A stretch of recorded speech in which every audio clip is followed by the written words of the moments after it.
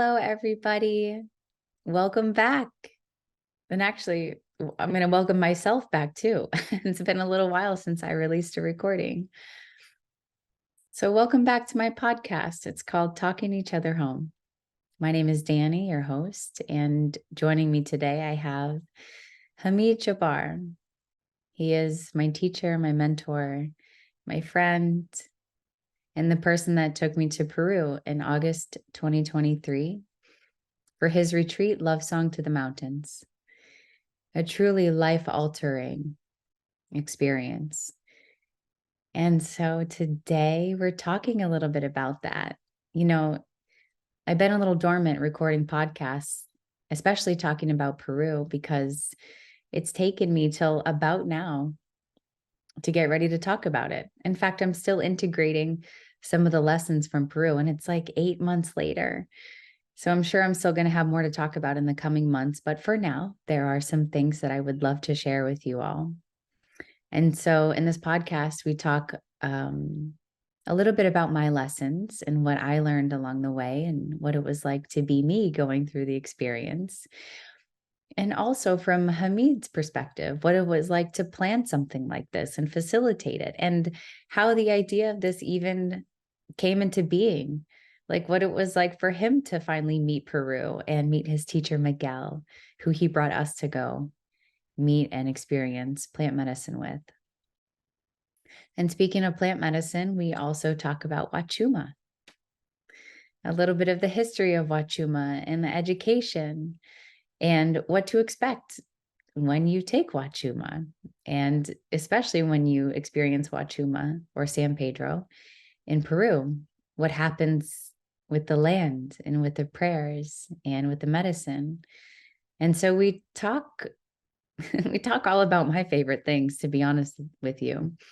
Peru, Huachuma, prayers, lessons. At the very end, we talk about sort of the rebirth and the renaissance of plant medicine, as well as minerals and taking care of your body as you journey and go do some of these things. And, this was last year's retreat, Love Song to the Mountains 2023. But we also talk about what to get excited for this upcoming trip to Peru in July 4th through the 14th. This one is called Echoes of the Andean Heart. And,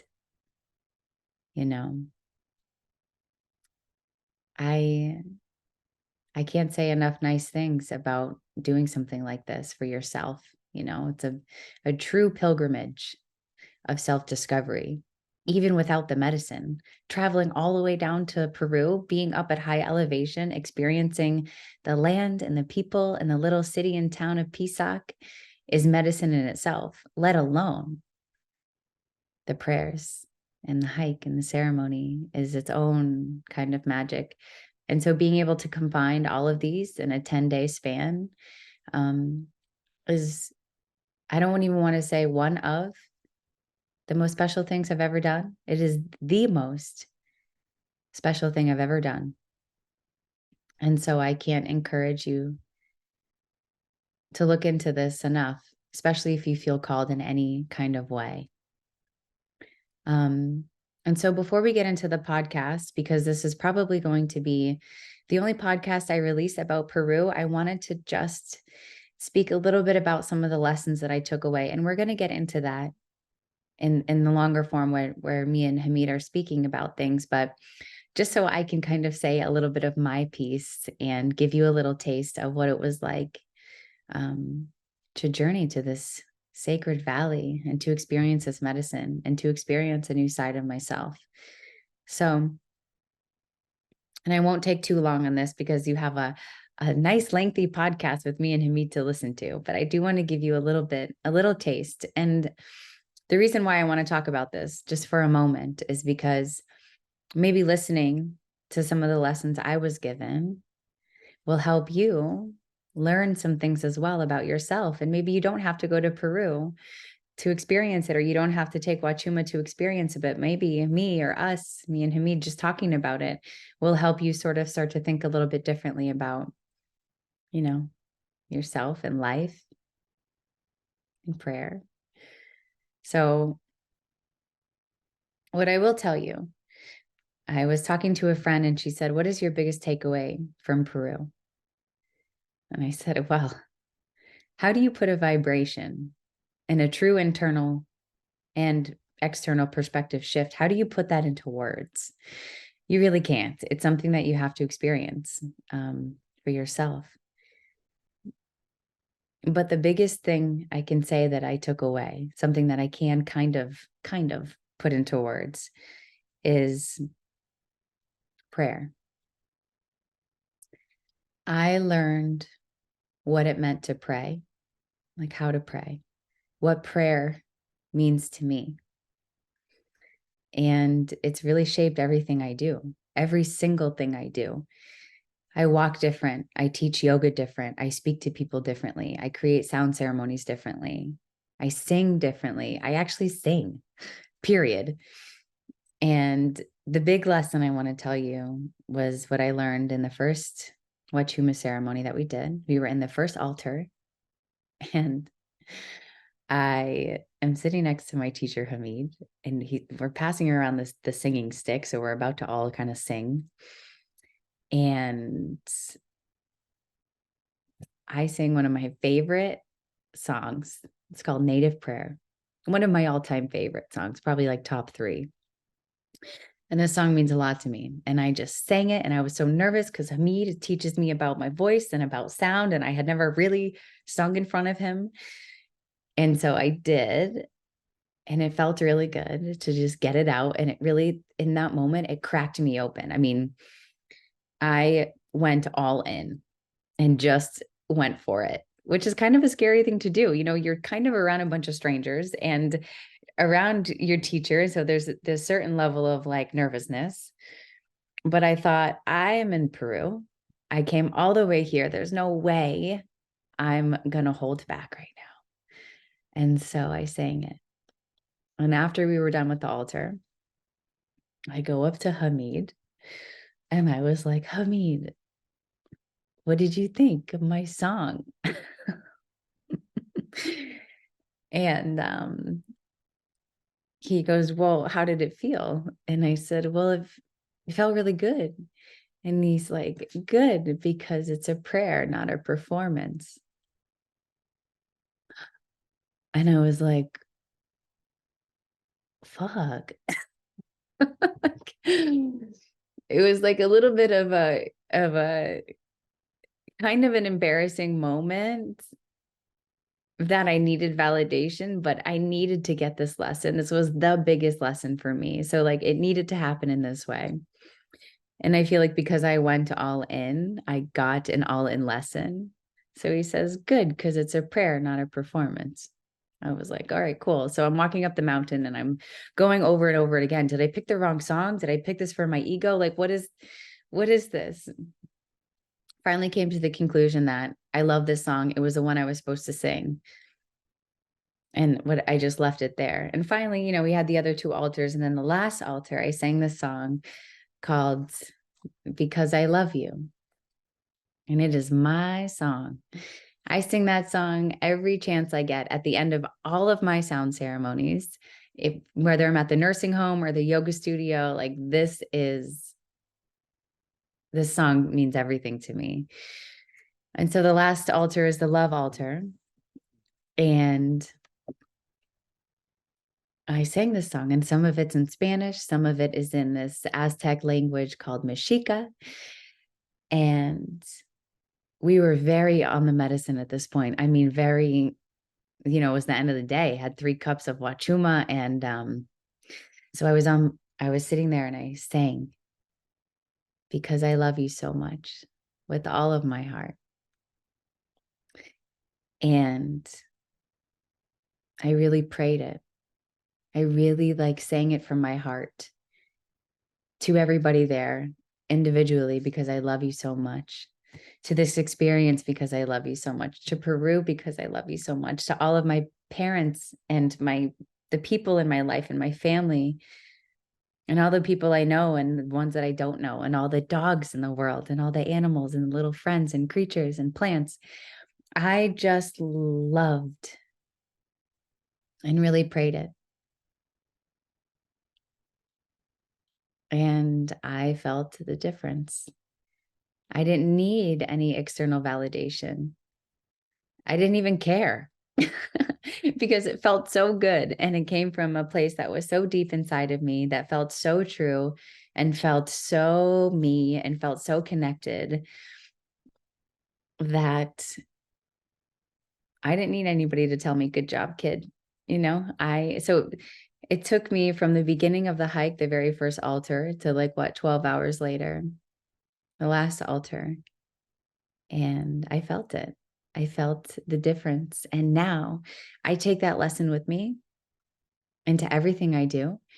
Every time I'm in a sound ceremony, I don't just sing from that prayerful place, but I play my flute from that place. I teach yoga from this place. I speak to people as much as I can remember from this place. Everything I do, I now remind myself, this is a prayer, not a performance. My whole life, I have been taught to perform. Being a bodybuilding athlete, being on stage, being in cheerleading, even being in weightlifting competitions, it's all about performance. And so this really shifted my perspective into, actually, it's all about prayer. And this doesn't just have to happen in ceremony and in song. This can be every single step you take can be taken with a prayer versus a performance mindset. So a really humbling lesson for me, but it was maybe one of the biggest life lessons I have been gifted ever. So that was one of them. And I talk a little bit about all my relations in the podcast today, like how I really understood what that meant, all of my relations. And it's the people, the plants, the animals, the directions, the elements, everything outside of us, the sun, the moon, the earth, the stars, the sky, and also all the way I relate to all of the things inside of myself, the fear, the love, the limiting beliefs, the humility, the grief, the pain, all of it, how you relate to all of your relations. It's like, oh, it's so big. It's so big and also so simple and so beautiful. And so when I hear people say to all my relations, when I say to all my relations, it's so big and also so deep. The clarity of my path of study, what I want to devote myself to, and my extra time and energy, where I want to go spend it. That's a big thing, especially for somebody who's been looking for that focal point for a very long time. For probably the last 7 years since I was done bodybuilding, I have been looking for the next thing to sink my teeth into and to learn and to study and to really become passionate and inspired by. And for me, it's yoga, it's sound, and it's ceremony, period.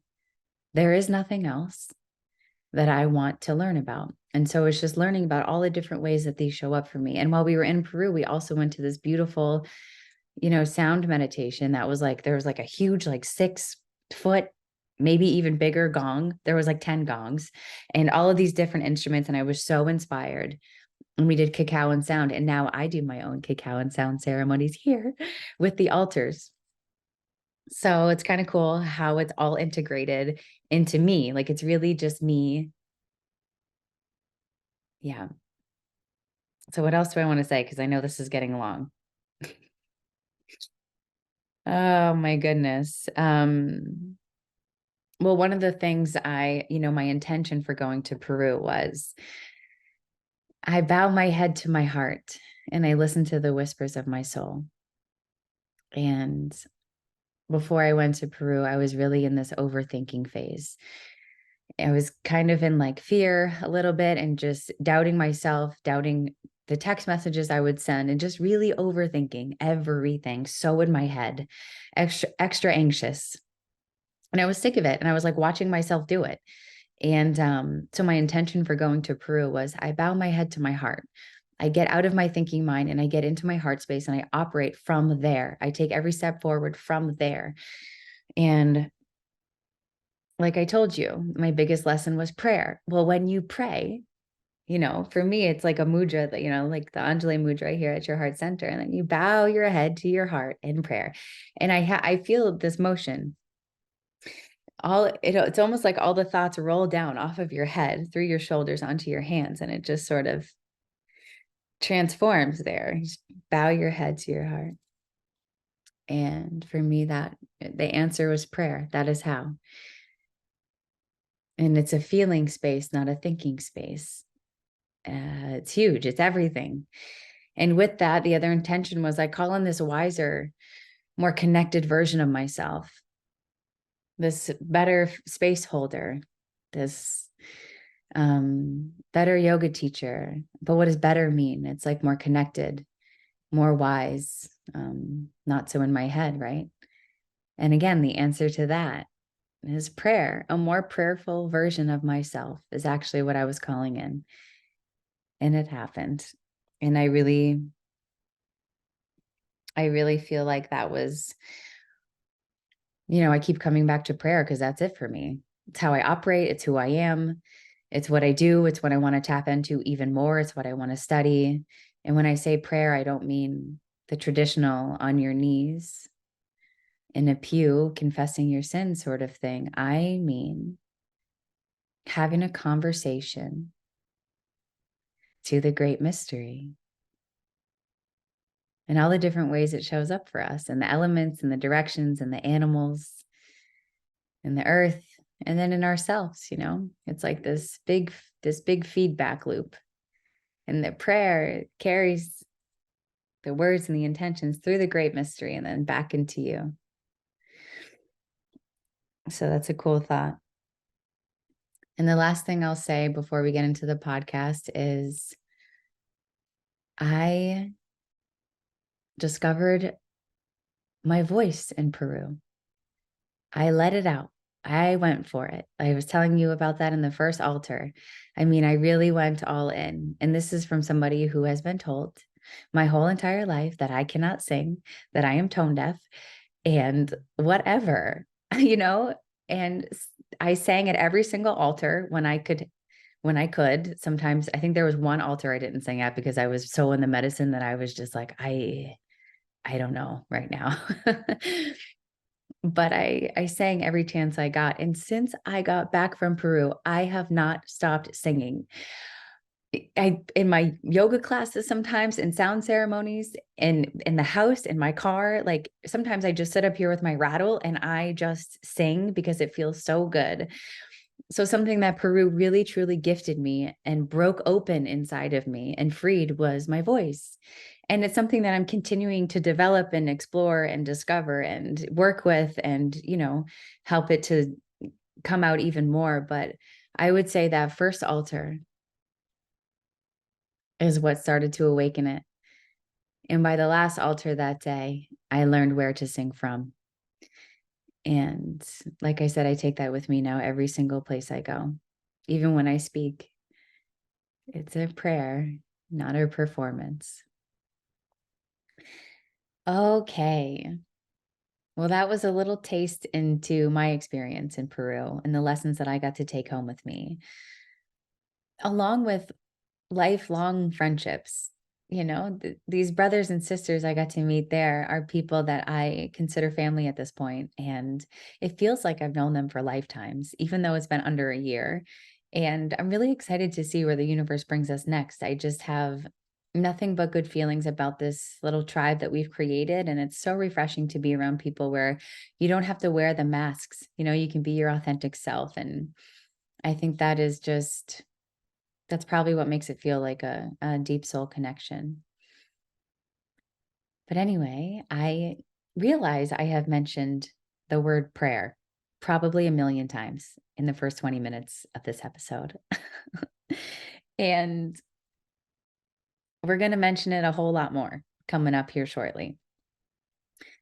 And so Hamid had the idea to share one of his creations with you all. And I think this is brilliant, because maybe this will help you tap into what prayer means to you. Maybe it'll help prayer come out of you a little bit more easily, or just, help you tap into a different energy versus the sort of the prayer that we've all been taught about, like in the churches or sort of like in the religious context, but this is in the spiritual context of prayer. And so you're going to get a really cool taste into the energy that we're speaking about the altars, because Hamid and Liv, somebody who also went to Peru with us, he's the music producer, they created 4 separate prayers / meditations. And Hamid is praying to the altar. So the first one is fire and gratitude. The second one is clarity, water. The third one is unity and air. And the fourth one is love in the earth. And so he's praying to all of these different energies and also playing his flute and his chime. I think he plays an electric guitar in one of them too. And then Liv mixes and masters it and puts his spin on it with the different drones in the background and kind of puts his, his Liv magic on it. So I highly recommend taking these prayer meditations for a spin. They're beautiful. It's something I sit with a couple times a week now, actually, because I'm studying the altars myself. And so, the link is down in the description, whether you're watching this on YouTube or listening on Spotify. Look around for the links to these. And, I really can't encourage it enough. It's one of my favorite things, one of my favorite creations on this planet, actually, by 2 of my favorite people talking about one of my favorite things. Like, I'm so grateful this exists. And then also down in the description is the link to Hamid's website.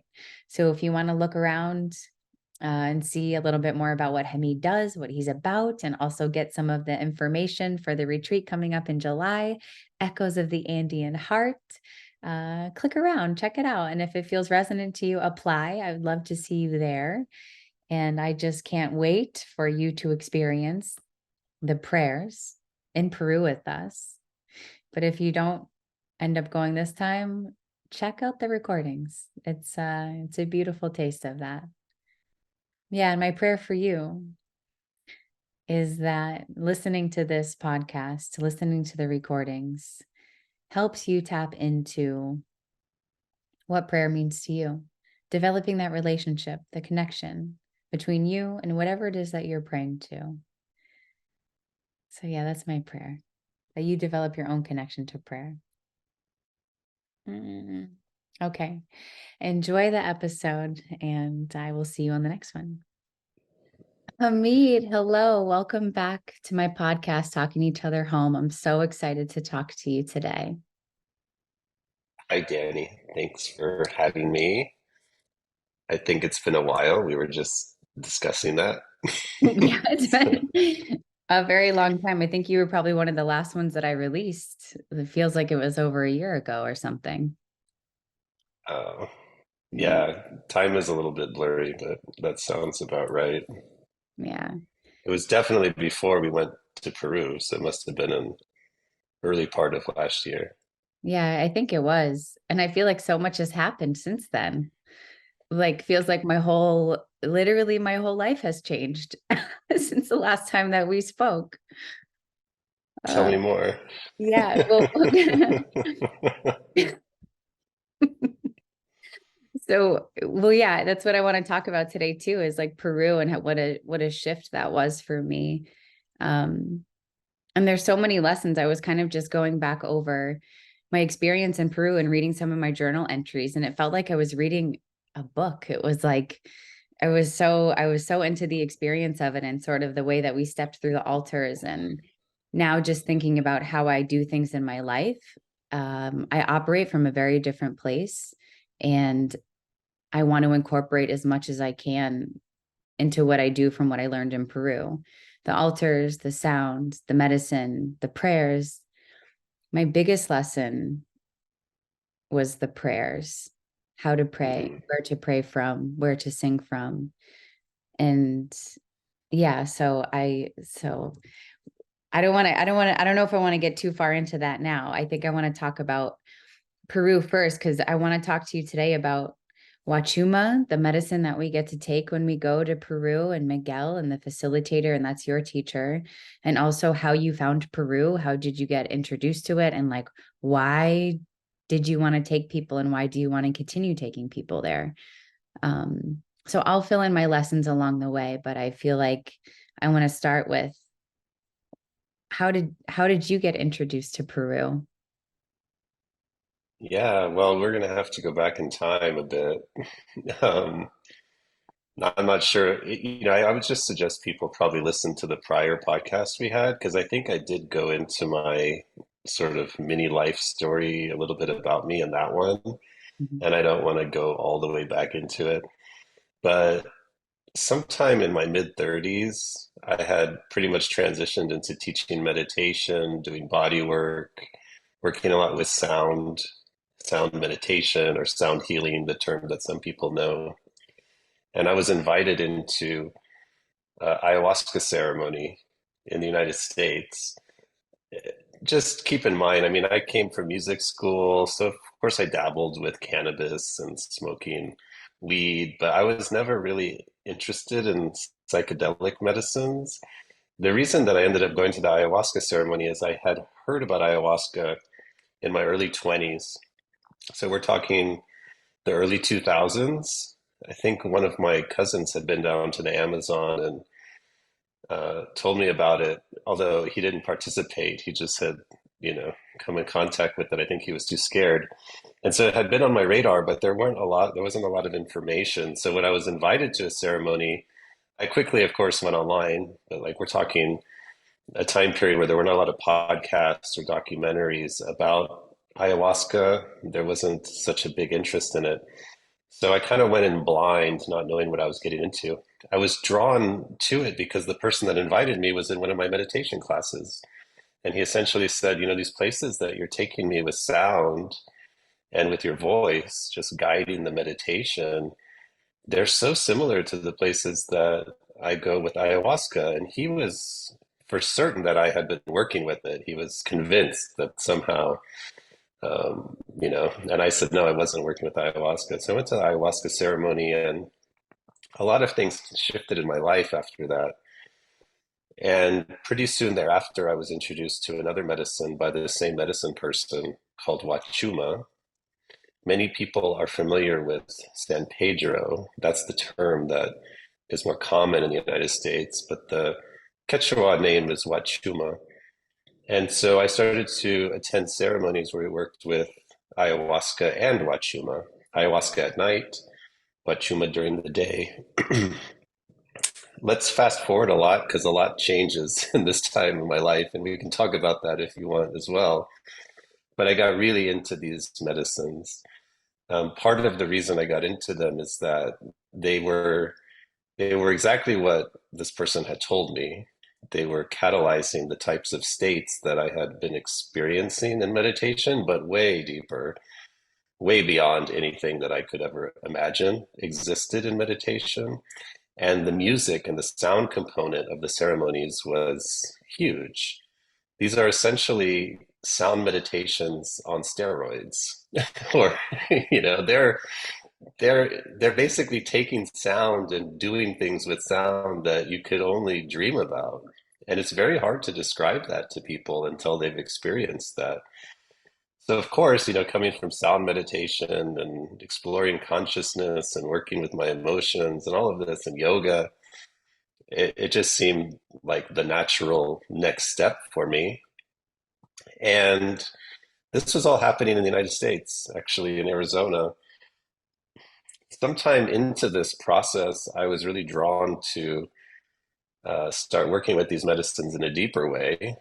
I don't want to go into too many details because my story is not something I would encourage other people to replicate, but I'm the kind of person that when I find something, I want to master it. I want to learn everything about it. And if that requires me to bypass certain steps, such as, finding a teacher that's going to walk me through from step one through step 10, I might skip step one through five and just start doing things. So that's me. That's what I did. And in retrospect, I think it was the perfect path for me because it accelerated my learning because I had to figure things out on my own. Um, so after a year or so of self work, I would say, of self inquiry, it became very clear that I needed to learn more. And I started to explore how to go down to the jungle to work with ayahuasca. And there's many ways people can do this. I ended up going to an initiation that was supposed to be a 2 month initiation with a Shipibo curandero. Um, and it was major culture shock for me. I will say that. Not just culture shock, but also a complete clashing of ideologies. I had come from yoga, meditation, Eastern philosophies, and then I'm being put into a very old school shamanic tradition that is steeped in duality. It's like the battle between light and dark.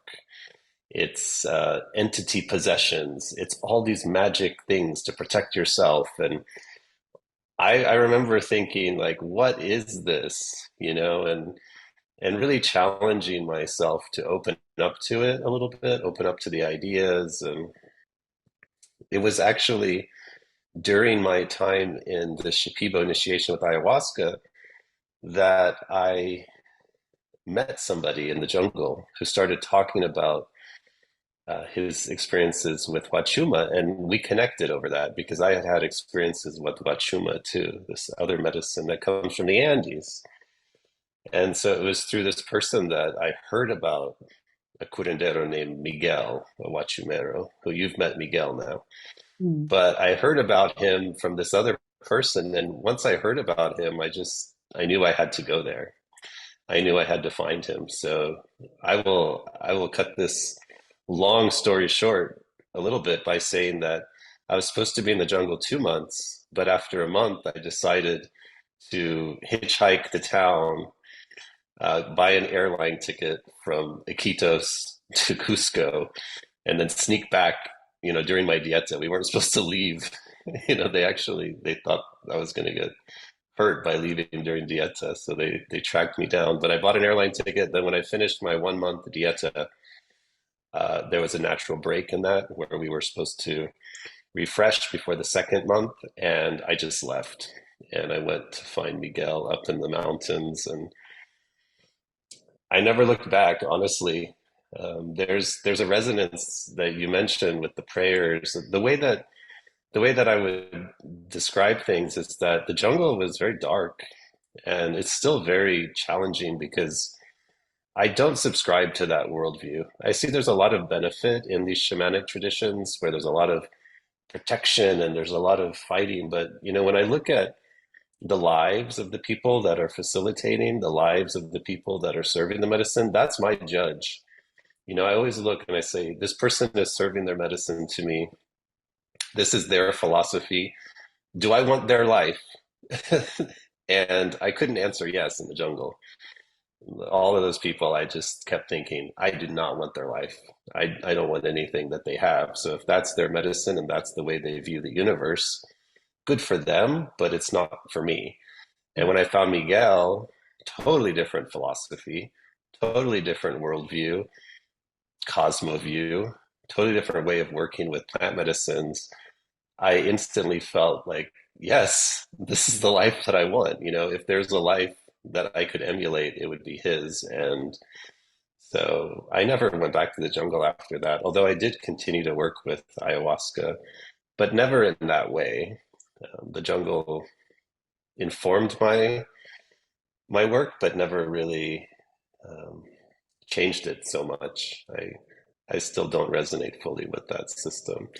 So I don't know if that answers kind of the beginning question. Is I was drawn into these plant medicines from meditation, and I found Peru because that's the birthplace. That's where these plant medicines come from. And I wanted to dive deep into these traditions and understand them.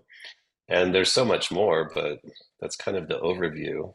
So I found Miguel, let's see, that must have been 6 or 7 years ago, the first time that I met him. And I subsequently made another trip by myself down there. and then I took a group, and we can talk about that. And I'm sure you want to talk about the ceremonies themselves and what was so magical about them. But yeah, I don't know if that gets kind of close to where we should be. Yeah, that's great. That's perfect. Um, and so I remember whenever we were talking about going to Peru, you were saying that like this felt like a home for you. And it felt or like a second home or like you were going home. So I'm curious, like with that first time that you went and maybe got to sit with Miguel and see what he does, like what was it about Peru or the Sacred Valley or the medicine that made you want to keep coming back and what made it feel like home? Yeah, that's a really interesting phenomenon. I think everybody can maybe relate to this feeling if they've done any bit of traveling, which is there are certain places you go to and you feel kind of, wow, this is beautiful, this is amazing, but it doesn't feel like a home to you. You're just a visitor, you're an outsider. That's how I felt in the jungle, for example. I felt like my body is not built for the jungle. 100% humidity, bugs everywhere. I thought, my nervous system cannot relax. It felt very oppressive being in the jungle because you can't see the horizon. You can't even see up very much because of the trees. So it's very claustrophobic in a way. Mm, If you're like me and you're used to open spaces, the jungle is like the opposite energy. So I think the contrast of going immediately from the jungle up into the Andes Mountains, which is just expansive skies, huge, huge mountains beyond anything you can imagine, mm, and the river running through it, and the weather was, in my opinion, a little bit easier to cope with. It was cold, but there weren't bugs everywhere. The sun felt so good, and so the Andes, just the weather, the climate, the energy of those mountains felt like home to me. And I feel like the very first ceremony that I did with Miguel, we went up to a place called Quinsacocha, which you've been there now, yeah. which means three lakes. It's this very hard to describe place that's very high up. You see one lake right away, then you see another, and then you keep hiking, and then there's another, and you're thinking, where are these lakes coming from? And I think it's about 14,000 feet elevation. Mhm. And I had worked with Huachuma before, but never in the case of doing a hike. I just kept thinking, how are we going to hike with this medicine? And it just, it's the most challenging thing that I think I ever had done up until that point, as far as ceremonies. Picking up one foot, putting it down, you can't breathe because the oxygen, Mm, you're such high elevation, but you're close to God. I mean, you're up in the sky. You're rising so high in these mountains. It's just this feeling of you're on top of the world. And something about just walking with the land, seeing the animals, being with the mountains, that felt like home to me. That was my home. That's when I said, this is Earth. And I could feel the connection to those mountains and, my home in Arizona, the mountains here. I could feel that, all these mountains are kind of the same. There's this just energy lines running through the earth. So in some ways, being up in that area of the world, my nervous system, my whole being felt like this is home. And I spent a lot of time there. And I started to feel more at home in the town, much more at home than I ever felt in the jungle. And, I did spend a whole another month there. The next summer, I went by myself and just rented an Airbnb a little bit outside of town and kind of did my own thing and went to ceremonies mm, and just enjoyed the spaciousness of it. There's quite a different energy in the mountains versus the jungle area. The two cultures are completely different. So even though, plant medicines are kind of lumped into one category, I would also say that once you get involved with digging deep, you realize, well, the ayahuasca traditions coming from the jungle are very, very different than the Huachuma traditions coming from the Andes. The only thing that connects them is this artificial boundary within the country of Peru, but The languages are different, the people are different, everything is different. So it's true that Peru is united as one country now, but culturally they're very different, and everything felt much more at home up in the Andes. Mm. Well, I'm glad I asked that. I know that when I went, it was like as soon as we were flying over into Cusco and seeing the mountains, I was like, how can I get back here? Like I was, and I think I told you this a billion times. I was like, I need to come back. As soon as I got there, I was like, didn't want to leave and just was like, anything I can do to get back here. And then we ended up doing the medicine and meeting Miguel and learning about his prayers and what he does. And then I was just like, this is where I need to come to do whatever I need to do. I don't want to go to like Europe or I like going to Brazil or doing ayahuasca in the jungle didn't even hold a candle or take priority over what I experienced in Peru. And that's what I was writing in my journal was like, it became so clear to me where I want to spend my time and money for a little while. If I get to go anywhere and do anything, it's to go back there. Um, yeah. Yeah, same, same. That's why, every time I've been to Peru since, I have not been back to the jungle. It's not that I don't want to go, on some level I do, but it's not like this feeling of relaxation I get when I think about it. I just think, oh God, you have to prepare for the jungle. This doesn't feel like I'll be going to a very comfortable environment and I'll be challenged. Whereas when I go up there, it's like the challenge is there, but the beauty and the land is very supportive of that. It just feels like you're being uplifted. There's an energy there that helps in the process. Hmm. And maybe you kind of already answered this, but I was curious, like when you found Miguel, how did you know that he was your teacher, that you had to go back and study with him versus finding another, you know, teacher? Well, yeah, that's a good question. The initiations that I did with the Shipibo curandero, I would consider him a teacher too, Mhm. but there was something about that I just knew I wasn't going to incorporate into my own practice with plant medicines. It's like I learned, but I also was learning kind of what not to do because a lot of what they do is not helpful to working with the people that I work with.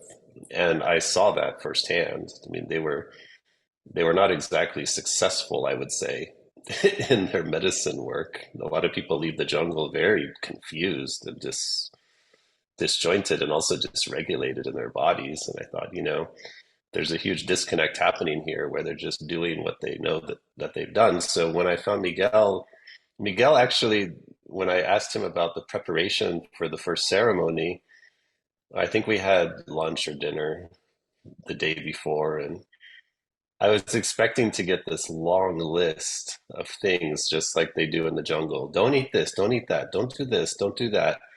And basically, he said, stay away from dairy foods, not so good the day before, but eat well, eat really good. You want to be well fed. And then he said, the medicine depletes calcium a little bit, so load up on calcium rich foods. It was very intentional, and it wasn't giving me all kinds of unnecessary dogma. It was like, this is the practical advice. You're going to be taking this medicine, and this is what's going to work best with your body. And me also being into health and wellness felt like, okay, that's good advice. He's not telling me to starve myself and, give up salt for unnecessary reasons and things like that. And um, I went to the ceremony feeling strong, whereas in the jungle, it was all about feeling weak, like give up things so that your body is weak and weak and weak and weaken yourself so that you can open yourself. So right away, I think that resonance just naturally took where I thought this is a good way to work with medicines that's safe and healthy and feels good in my system. But I think it was also it's hard to put a like one thing together as to what drew me to Miguel. I grew up, I would say, fairly non-religious, although I did go to Catholic school and Catholic church. But that's odd because my parents are not Catholic. My mom comes from a Jewish family and my dad comes from a Muslim family. So I had this really kind of confused like religious upbringing where I certainly prayed when I was a kid because we went to church, but then I kind of let go of it. And I never had a connection with prayer that felt good to me.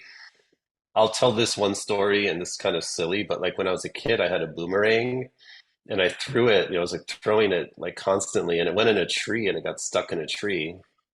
And I was young, and I remember thinking, oh God, I lost my boomerang. So I sat there and I prayed and I said, Dear God, please, if you send my boomerang down to me, I'll never ask you for anything again. I promise. And right then it just dropped. And so from that moment on, I never prayed again because I said, I used my one chance. But later I told that story to someone and she goes, you made that deal with God. That God never said that that was, the deal. Anyway, I never really believed in God, to tell you the truth. I just thought that was a coincidence or something. So all of this is to say, when I heard the word prayer, Miguel talks a lot about prayers. My initial reaction was, oh, there's going to be some religious aspect to this. I really don't want to be a part of a religion. I just came from the jungle and there's a lot of religion there that doesn't resonate. Now I'm going to find a new religion. But when Miguel started to pray, I realized, oh, this is not a prayer like what we think of as a prayer. This is not asking God to do anything. This is not praying in that way. This is praying into yourself and praying into the universe. It's taking yourself into a heightened state of connection. It is exactly what people talk about with bhakti, like when you're singing and connecting in that harmonious tone, singing to the universe, singing to that unknown divine. He's kind of doing that with his words.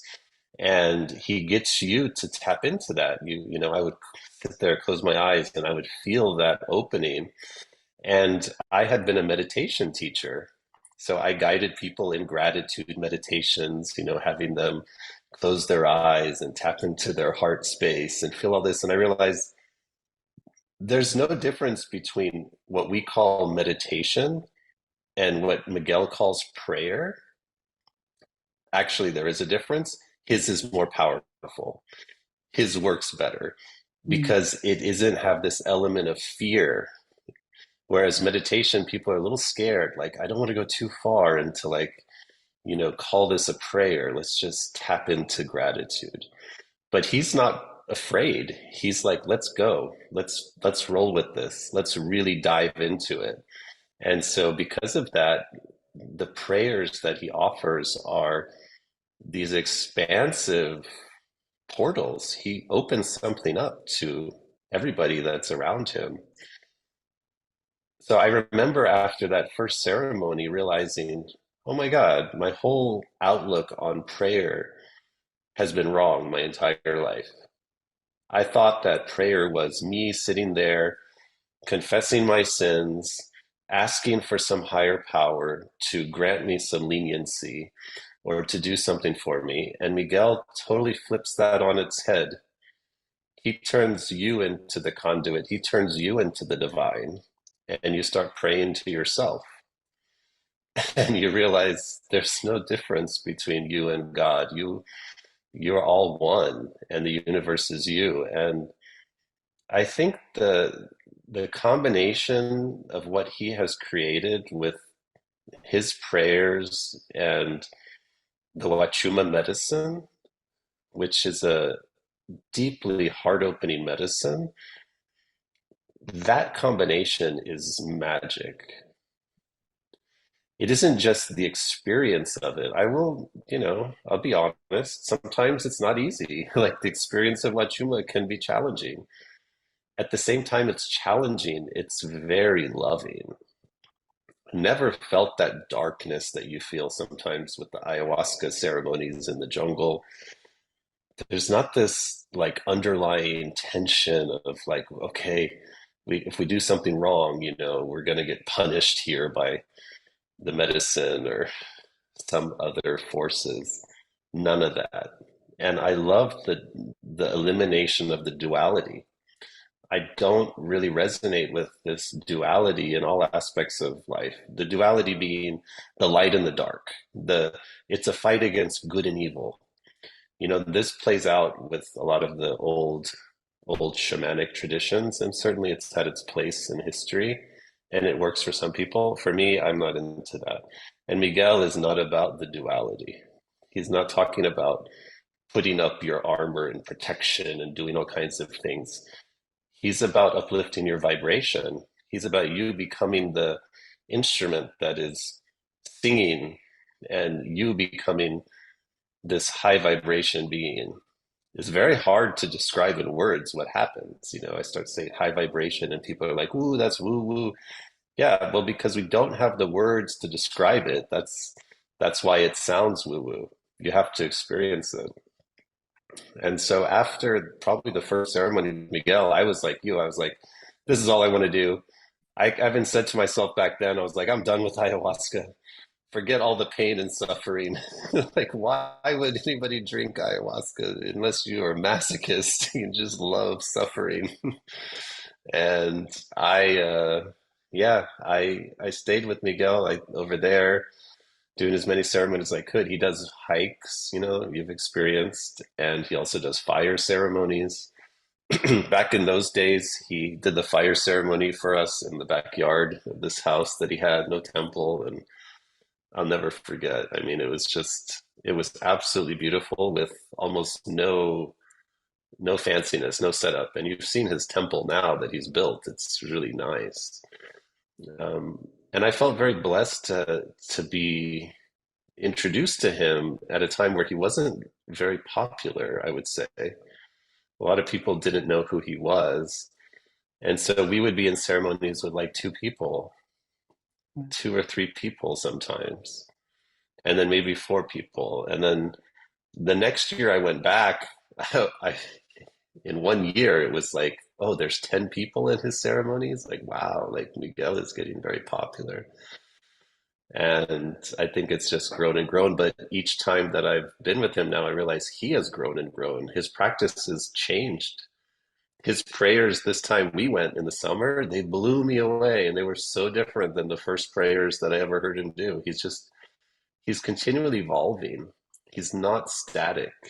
You know, I'd say that that is inspiring to me because I feel like just doing the same thing over and over is fine, but that also shows that you're not channeling anything new. And Miguel is definitely channeling new things and bringing in new things that are evolving the practice and making it more potent.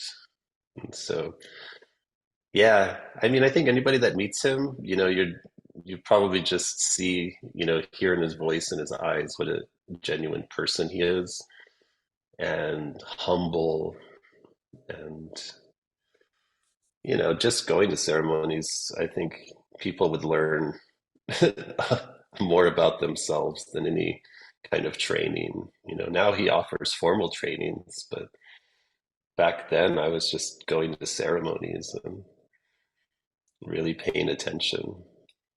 Mm. Yeah, it's really cool that I got to meet Miguel. So it's like everything you're saying feels so true. And I also like that there's nothing fancy. Like he's a very humble person and there doesn't need to be any frills. And even the prayers, like in the altars that he sets up, the most powerful part is like the portal that he opens up. It has nothing to do with like where we are or anything like that. And you mentioned the temple.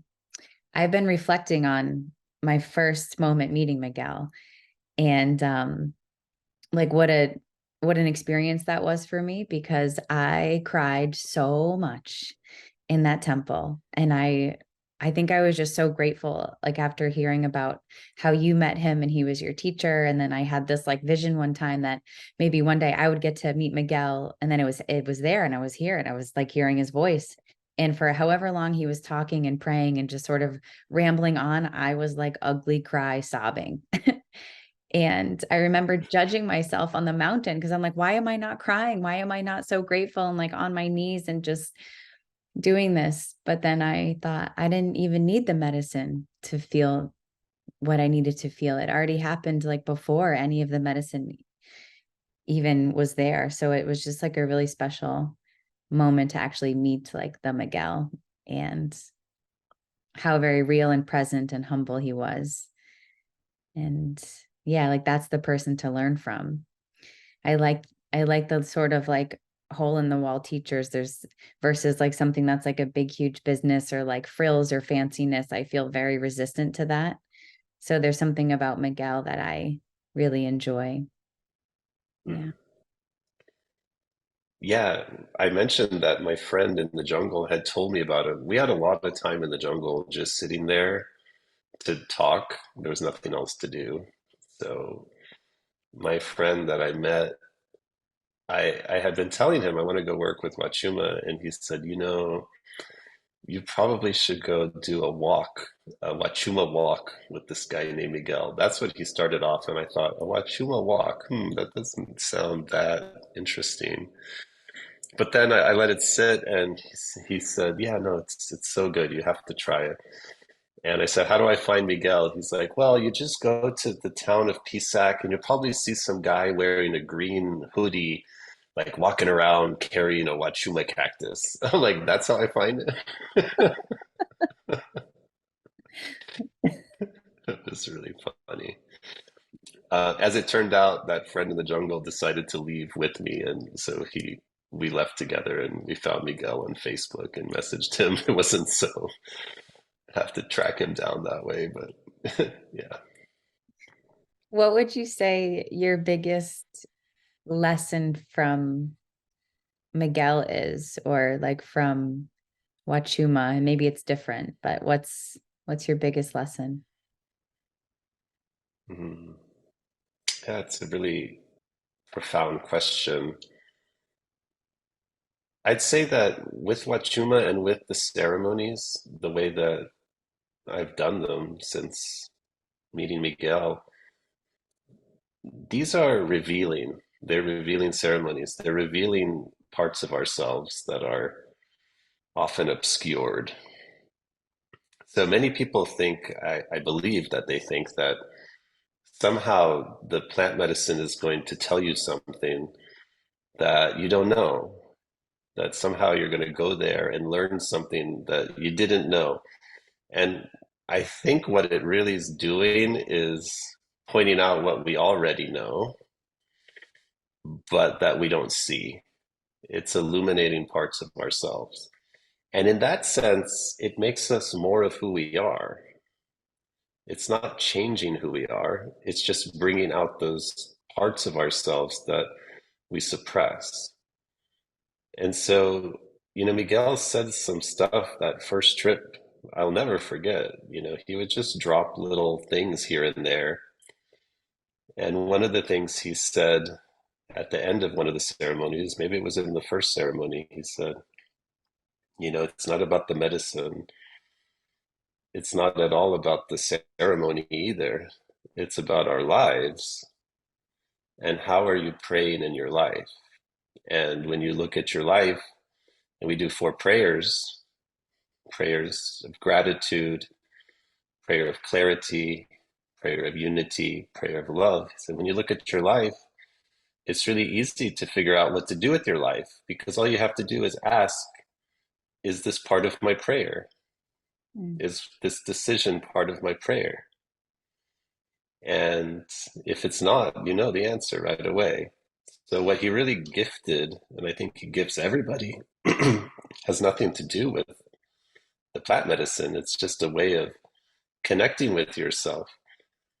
Now, I have studied extensively in the last 2 years something called internal family systems, which is this modern psychology developed by a guy named Richard Schwartz.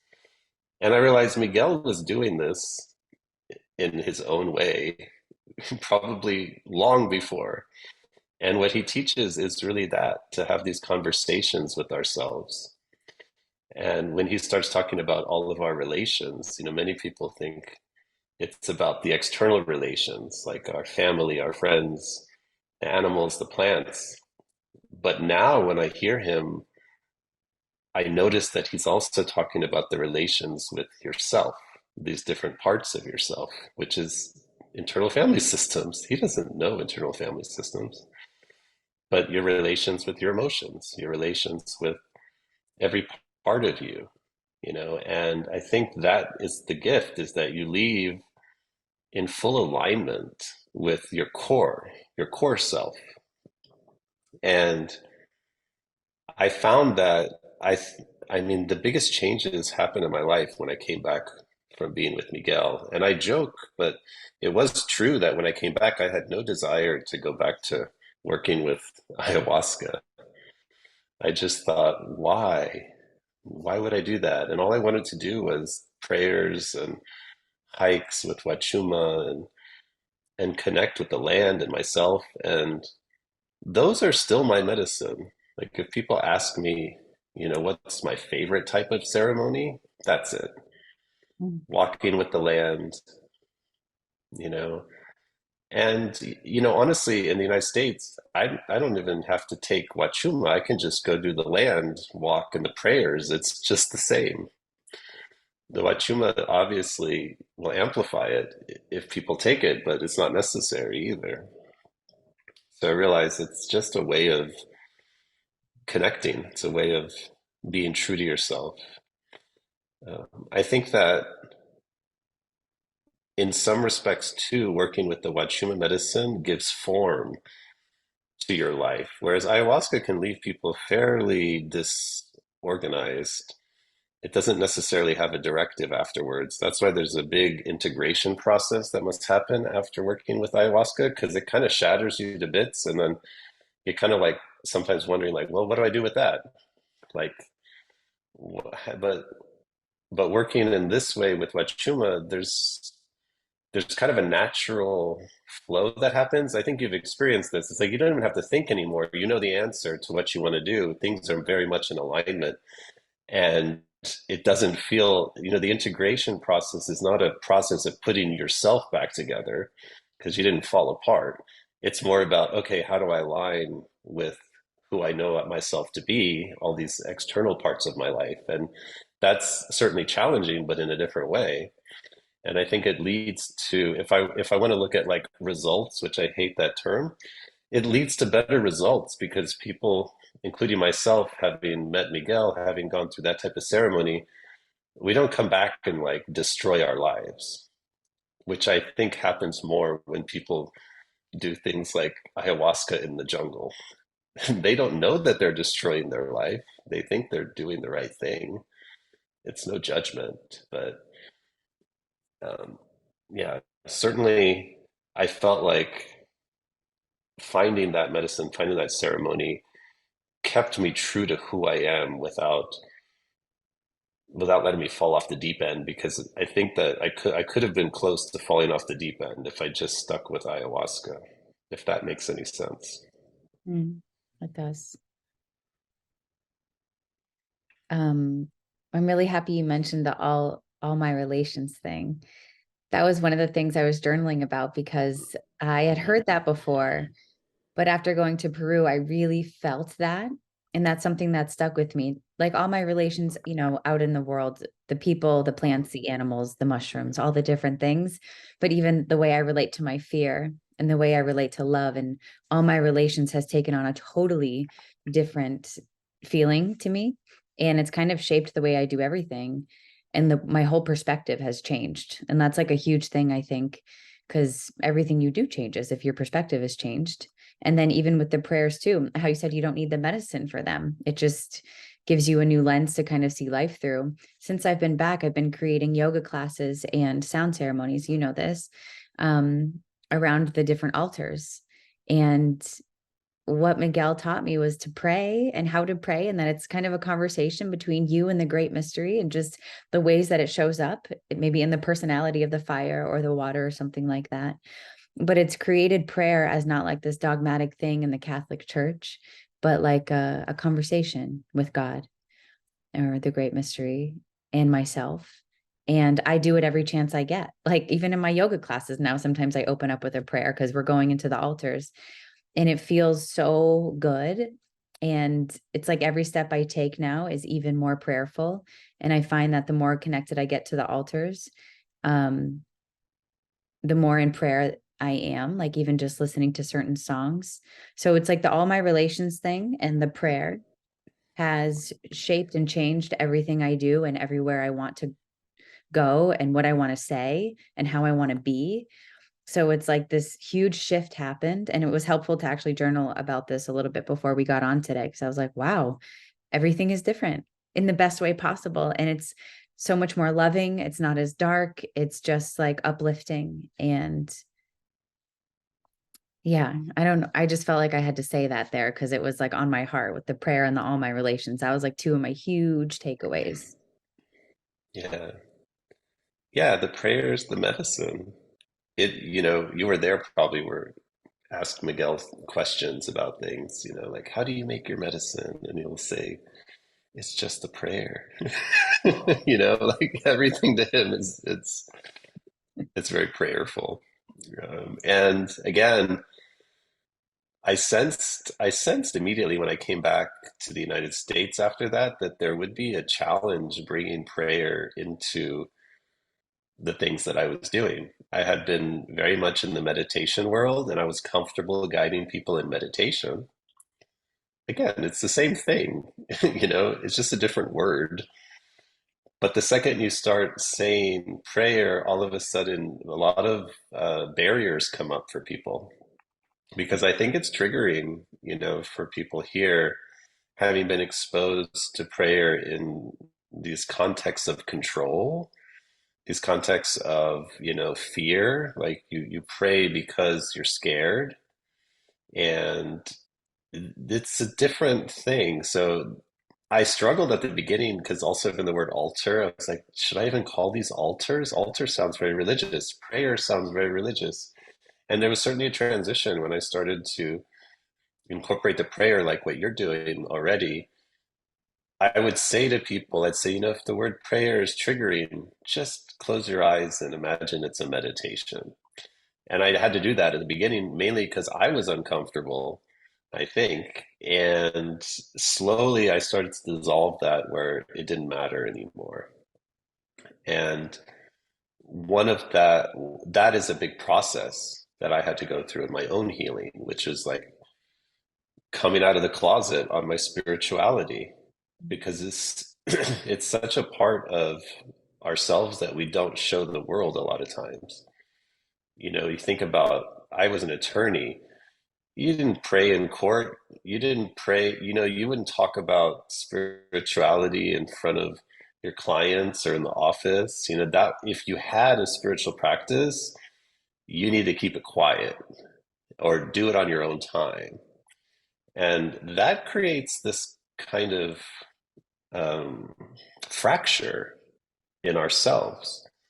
Miguel used to talk a lot about masks, I think, or armor, and you know, it's sort of that. It's like we wear all of these different personalities. We wear all these different sides of ourselves. The more masks we have, the more sides of ourselves we have, I think the more we don't know who we are anymore. And so when I was saying before that the biggest gift that I got from Miguel, I think it was that. It was like, I can just take everything off and just be myself. People are going to love it or they're going to not love it, but it doesn't matter to me.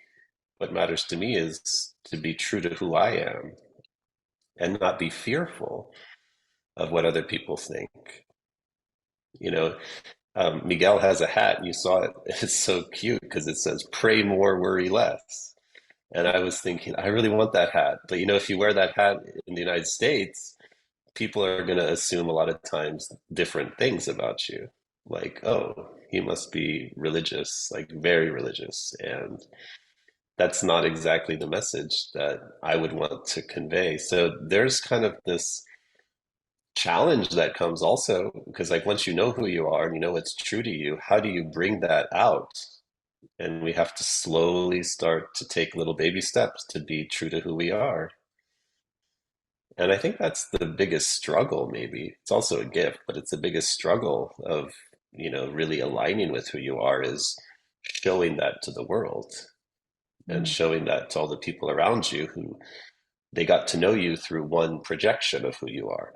But now you're about to show them the depths of who you are. And some people may not like it anymore, but it's probably better to do that than to not do that, in my experience. It is. Yeah. I coming back was tougher to me than being on the mountain 14,000 feet up on lots of medicine. I remember coming back home and trying to integrate like this new vibration and this shift into my life here. And it took me a little while because I kind of just wanted to be back there. But then I realized that's not really my reality. It could be if I wanted it to be, but I think the ceremony continues. It maybe even gets a little harder when you're home, like having to live the lessons now and really put it into practice. And it's taken me, I would say, just over maybe since the beginning of this year, maybe since December, I really feel like back home, like in my body, and like integrated all the stuff and lessons going forward. And now I'm not afraid to say prayer or altar because I felt that too. But it was so exciting to me that I didn't want to not do it. Like it hurt more to not do it than to try to go forward and learn. And yeah, speaking about prayer, at my last sound ceremony, I told everybody I'm going to start off with a prayer. And then I went on and on about the water and clarity. And a lady came up to me afterwards. She's like, at first I was nervous about the word prayer and it sort of was like a little triggering to me. But then she's like, then you started praying. And by the end of it, I found myself praying the way you were. Thank you for this. Thank you for that. Well, and then so that was like a really cool moment for me. And she's like, and then she wanted me to sort of work with her kids and stuff like that too. She's like, I just liked the way that you transformed it. So it's been really cool to see it translate into life and not become such a thing, but it's like a part of who I am now for sure. Um, so yeah, so thank you for that experience because it's literally changed my whole life. You taking us to Peru, and then Saba and Joel and like all the friends that we have, and um, yeah, it's just been like it's been a huge thing, and I just want to say thank you for that. I know I've thanked you probably a million times in every single way, but it's a big deal. Well, thank you for coming. I told the group this. That was last year was the first time that I've taken people. Not that I haven't wanted to take people to Peru. It was the very first time I was with Miguel, not the first ceremony. The first ceremony we went to Quinsacocha, those three lakes. But he took us on a ceremony, me and my friend, the one from the jungle, and his kids. His kids were young at the time. I don't know, 5 years old and like 7 or 8. I don't remember. They're very cute. And he took us to a place called Pachatusan, Apu Pachatusan. You've seen it because you could see it from the house we were staying at. It's this on the other side of the river. There's this huge mountain over there. And it's a very challenging hike. I don't think he likes to take a lot of people because you have to keep walking the whole day. There's not a lot of time to sit. Otherwise, you'll never make it. He took us there, and if it's possible, I would say that that was even more challenging than the Kinsacocha hike. It's not as high, but something about just hiking up Pachatusan in the morning, you're just so out of breath. And you think, there's no way, like you can't breathe. There's no way you're going to take another step. And you just keep taking steps and, you're going and you're going and you're going. And then something happens when you get towards the top and you start to get to the top. And there's no way to see this from down below.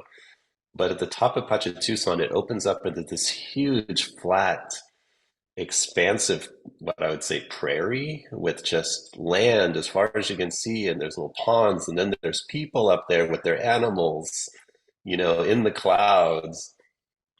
And we were walking after that challenging hike up, and it got to that place where it all opened, and all of a sudden you're walking and you're not going uphill anymore.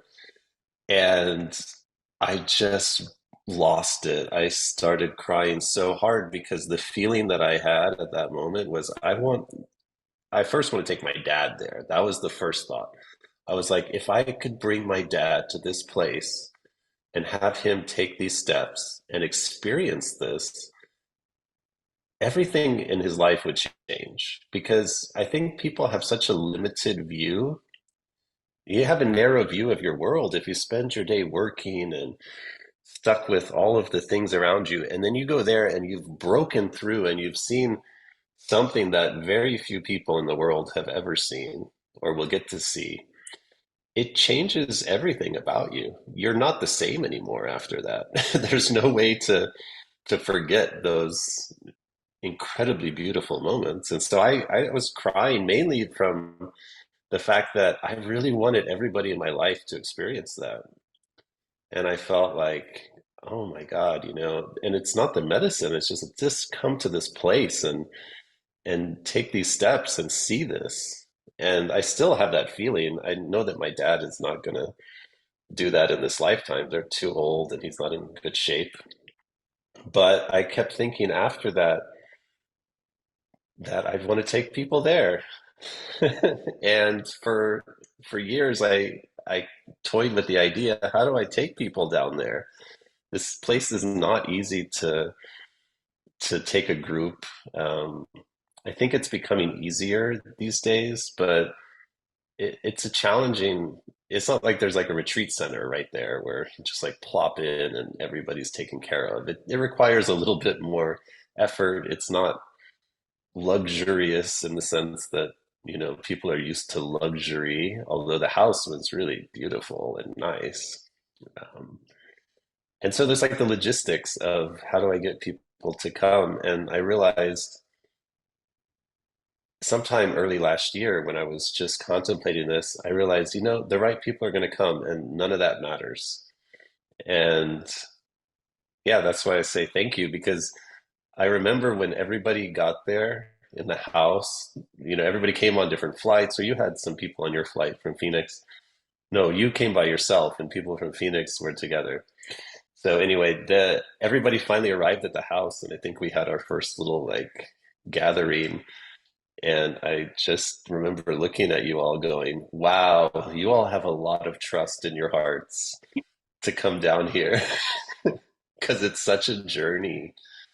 But then to have everybody there and it all worked out, all of the many taxi rides I had to coordinate and all of the logistics, it was like, okay, now everyone's here. Let's do this. It was such a good feeling.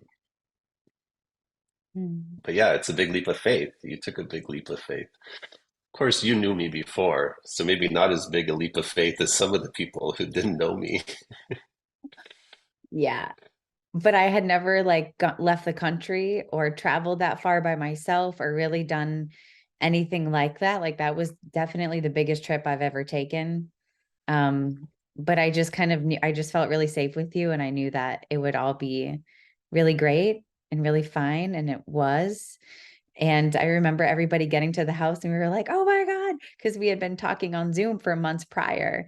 And then finally getting to meet everybody in person was like kind of a surreal. We're like, "Oh my gosh, you're not just a screen, you're real, real."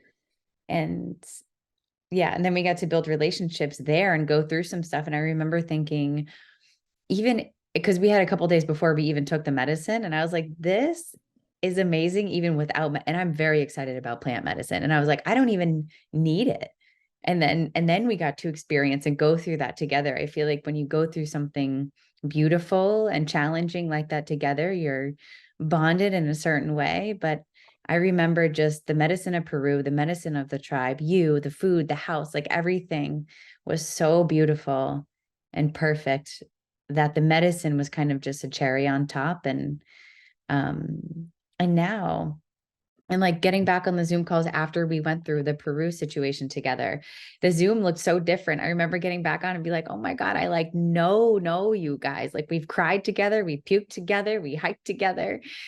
And now I come to Arizona, like I make it a priority to come and visit these people. And they are like my true brothers and sisters. And I'm so grateful because there's not many people that I resonate with in the same way that I resonate with this group with.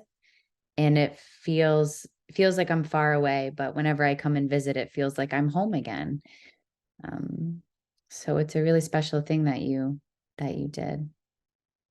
Yeah, well, that group, it just formed itself from powers beyond my control. that's the thing that I was saying about the prayer. You just put it out there and you see there's a vibration, and somehow the right people were attracted to it. And now we're all family forever. I mean, it was just, yeah, one of those very special kinds of things. I've certainly had that in other things that I've created, but never to that level, to tell you the truth.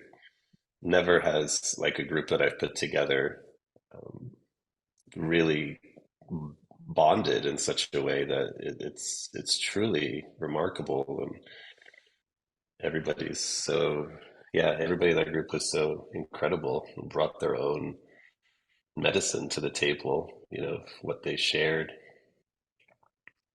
Yeah, I agree. And it's cool to think about how the connections are going to go forward from that point on, like even working with Liv.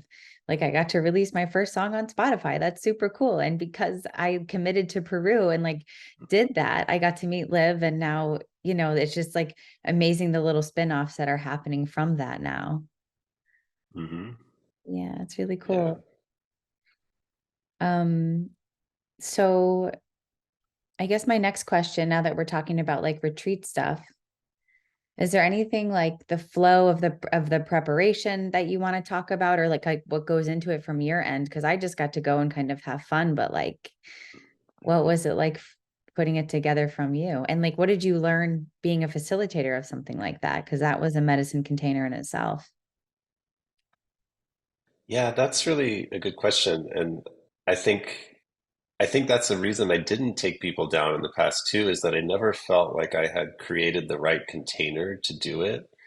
And by container, I mean not just putting people on a plane and taking them to Peru. I mean, that isn't that challenging. If that's all people are thinking that's happening in a retreat, they're missing out on a lot, because a lot of the people do that. They'll get on a plane and go to like a 2 week retreat and then they come back, but that's it. They don't have any connection. And what I wanted to create when I set out to create the retreat was something bigger than that. That wasn't just a trip to Peru. And I think it's hard to go back in time to figure out like what my thought processes were. But what I knew I wanted was to make it so that everybody got to know each other really well before we went down there. And also to present information for people so that there were no surprises, so to speak, and that everybody felt like they were getting into something that they knew and they had all their questions answered, that there was no mystery left. Well, some mystery left maybe, but there wasn't a feeling of unease. What I really didn't want was for people to get on a plane to go down there and still feel like uncertain, like, is this the right decision? And so we created, I think there were maybe 5 calls beforehand for a month, a little over a month perhaps. And we all read the same book or listened to the audiobook and we discussed it. And I did present a lot of materials. I don't remember, like, before we went, I went through all the altars and the prayers, and I went through probably like how to think about minerals too, and like what we're going to be doing because it could impact your minerals. And I did mineral hair tests for a lot of people to kind of help them. Some of them didn't come back until after the retreat, and that was fine. And talked about diet and just making sure that everybody knew how to take care of themselves, and that we were doing something that was safe. I wanted everyone also to be comfortable, because in order to really surrender into where you need to surrender with these ceremonies, you have to feel safe. You have to feel like you're being held and that everything has been considered and that you're doing something that is incredibly beneficial, and there's no harm that can come. You know, now that you've seen the ceremonies, it would be very easy for people who didn't have the trust in the container and in the group to show up at the top of a mountain with a medicine person and feel safe. So like every little detail was kind of thought out that way. That's also why we went to Miguel's temple before we took any medicine. And you were describing how you were crying in there, and I think there were a lot of tears in there because by that point, even we haven't taken any medicine, just arriving in Peru and going to see him and talk to him. And, he passed around a little Native American pipe. Everybody took a little puff of tobacco and shared something. I mean, it was just absolutely beautiful. So I started to realize like it needs all of this. Like that was the challenge for me. Like everybody needs to feel like every step has been taken care of. So I don't want to say that, every step was challenging to orchestrate, but it was very well thought out, I think. There were some aspects that I'm going to change for this coming one. Um, we started with an opening ceremony with Miguel at his temple last time, but because we did this horseback riding trip last time, we couldn't close just because of the timing of it all. And that felt a little incomplete to me. So this time, there'll be opening and closing with Miguel at the temple, and then two ceremonies in between. So I learned also that, and I don't know if you all noticed that, but that was something that stuck out to me, like that was missing. And then, yeah, the logistics, helping people sort out travel and all of that. I hate spreadsheets, but I learned how to work a spreadsheet and got every emergency contact down, all of these things, and that was not that challenging actually.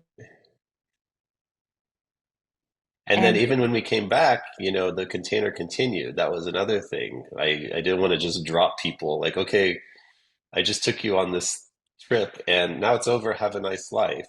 No, I think we had like a call like a week after we came back, then maybe 2 weeks later, and then it became monthly for I think 2 or 3 more months. And then even when I said, I'm closing this container, it's been 6 months, I think you all reopened and continued your own little calls, and that's perfect. yeah, we did. We did. And this time I noticed that you're doing a hike and a fire ceremony instead of two hikes. How come? Okay, so well, I really would have liked to do a fire ceremony last time. There's there's challenges with both for people that don't understand what we're talking about. One way of doing the ceremony is all day, so morning to night out on the mountain, and that's the hike. And throughout the day, there's four altars and four prayers that are brought in. That format. But then Miguel also does that same format with the four prayers and the four altars, but we're sitting in his temple around a fire, and you're just not walking anymore. You're sitting and energetically putting everything into the fire. I will say that originally last year, I didn't do the fire ceremony because my experience with the fire ceremonies when I had been with Miguel before was that they were really challenging for me. I found them to be even more difficult than the hikes, if that's even possible. And the things that were challenging about them were different. It was more like sitting there and being confronted and no place to go. You have no place to go other than to surrender into it and allow yourself to open to it. And it was a challenge when I first did those ceremonies with Miguel. So I thought, you know what? I'm taking people for the first time. Maybe let's not do the fire ceremony because that's a little challenging for them. Let's do the hikes. Now you've been on the hikes, you realize, well, those are challenging too. So, but last summer before the group arrived, I went a week early and I did a fire ceremony with Miguel. Well, I didn't know it was going to be. I just signed up. I told him, I'm coming early. He's like, good, brother, we'll do your own work before your group arrives. And I thought it was going to be a hike. And then I think the day before, He goes, it's going to be a fire, actually. We shifted it. He changes things the last minute sometimes too. Um, I think he changed it honestly because he had his son, because his son was wearing some kind of like pajama like outfit, super cute. It kept coming in and said, Dad, because his son was like up in the house. So I thought, okay, well, he has to have his son. So it makes sense to have the fire ceremony because it's at his house. But anyway, I don't know. I'm just speculating as to the reason he switched it. But that fire ceremony, yeah, I think I had a fire ceremony that was challenging, but that felt incredibly opening at the same time, and not just challenging. Because everybody in the past had told me, oh, they love the fires, they love the fire, and I didn't love it. But this time I loved it. So I was, and I think part of it is the way Miguel has is doing it has changed from the beginning when I first did the fire ceremony with him. He holds the fire ceremony in such an impeccable way. It's so beyond any kind of level of holding space that I've seen of any other facilitator. And after that, I realized, oh, I really wish now that Miguel has gotten to this place with his fire ceremonies and I'm at this place where I don't fear them anymore, maybe I would like to take a group to the fire ceremony. But we didn't have that opportunity to shift it that way when we were there. So this next year, I was talking with him, and at first I was proposing to him that we do two hikes and one fire ceremony. And it kind of didn't feel right. I was like, that's going to be really challenging to fit within a 10-day retreat. So in the end, I just sat with it and I said, we're just going to do one hike and one fire ceremony. And we did the same number of ceremonies as we did last year, but shifted that way. And he loved that. He said, that's the way to do it. Hike and then a fire ceremony. And I think it feels just perfectly balanced to me that way. I'm really excited to experience a fire ceremony. So that's, Yeah, I'm you'll really love it. looking forward to that. Yeah, I can't wait. When I heard that you did one before we got there, I was like so intrigued, especially the challenge of it. And just the fire element and being with that all night. And being in his temple and stuff like that. I really feel excited to be able to experience that this time. But having said that, I feel like the two hikes were perfect. Like one was really up, really challenging, and then the other one was like near the water and like under the brush. And I think how we did it was like absolutely perfect, but I am excited for more. Oh, yeah. Yeah. Yeah, that's the thing over there. There's so many places. There's so many ways to do the ceremony that this is another aspect of that way of working that I love, which is that you're not stuck in the same four walls, the same temple. The earth is the temple. The earth is the place where you do the ceremony. So he takes to all kinds of different places for those hikes. And you've seen two of them, but there's more. And they're, yeah, I mean, you have to really go down there for a long time if you want to experience all of them. That's the goal. To go and keep going back. Oh, Well, you've got plenty of time. You're young and full of energy. yeah. So, And it's right before my birthday too. And it's during your birthday, which is cool. So I've even thought like, do I go early and then stay a little later and have my birthday there too? And just so then I'll be there for like a whole month. I mean, that's like a dream. I don't know. mhm, Um, is there yeah. is there anything else that you're changing this time around so this is now Echoes of the Andean Heart. Are we still going to do the sound thing at the Maha temple or yeah. Yeah. Yeah, all of that stuff it kind of evolved last year Mhm. because I had all these ideas of what I would like to do with people as far as non-ceremonial things. And the Maha Temple, that sound thing was happening and it was awesome. And there's kirtans happening. Some of that stuff is a little bit hard to predict this far in advance. Mm. But that town and that community is filled with amazing things. So I'm sure we'll have sound healings and there'll be kirtans and all kinds of opportunities for people to explore on their own. One of the differences between my retreats and probably any other retreat in that area is that I gave you all so much freedom. And I really wanted you all to learn to navigate that environment so that if you go down in the future, you don't need me, you know? And I think that is something that, I think everybody on the retreat would feel comfortable going to the town of Pisac now and doing their own thing.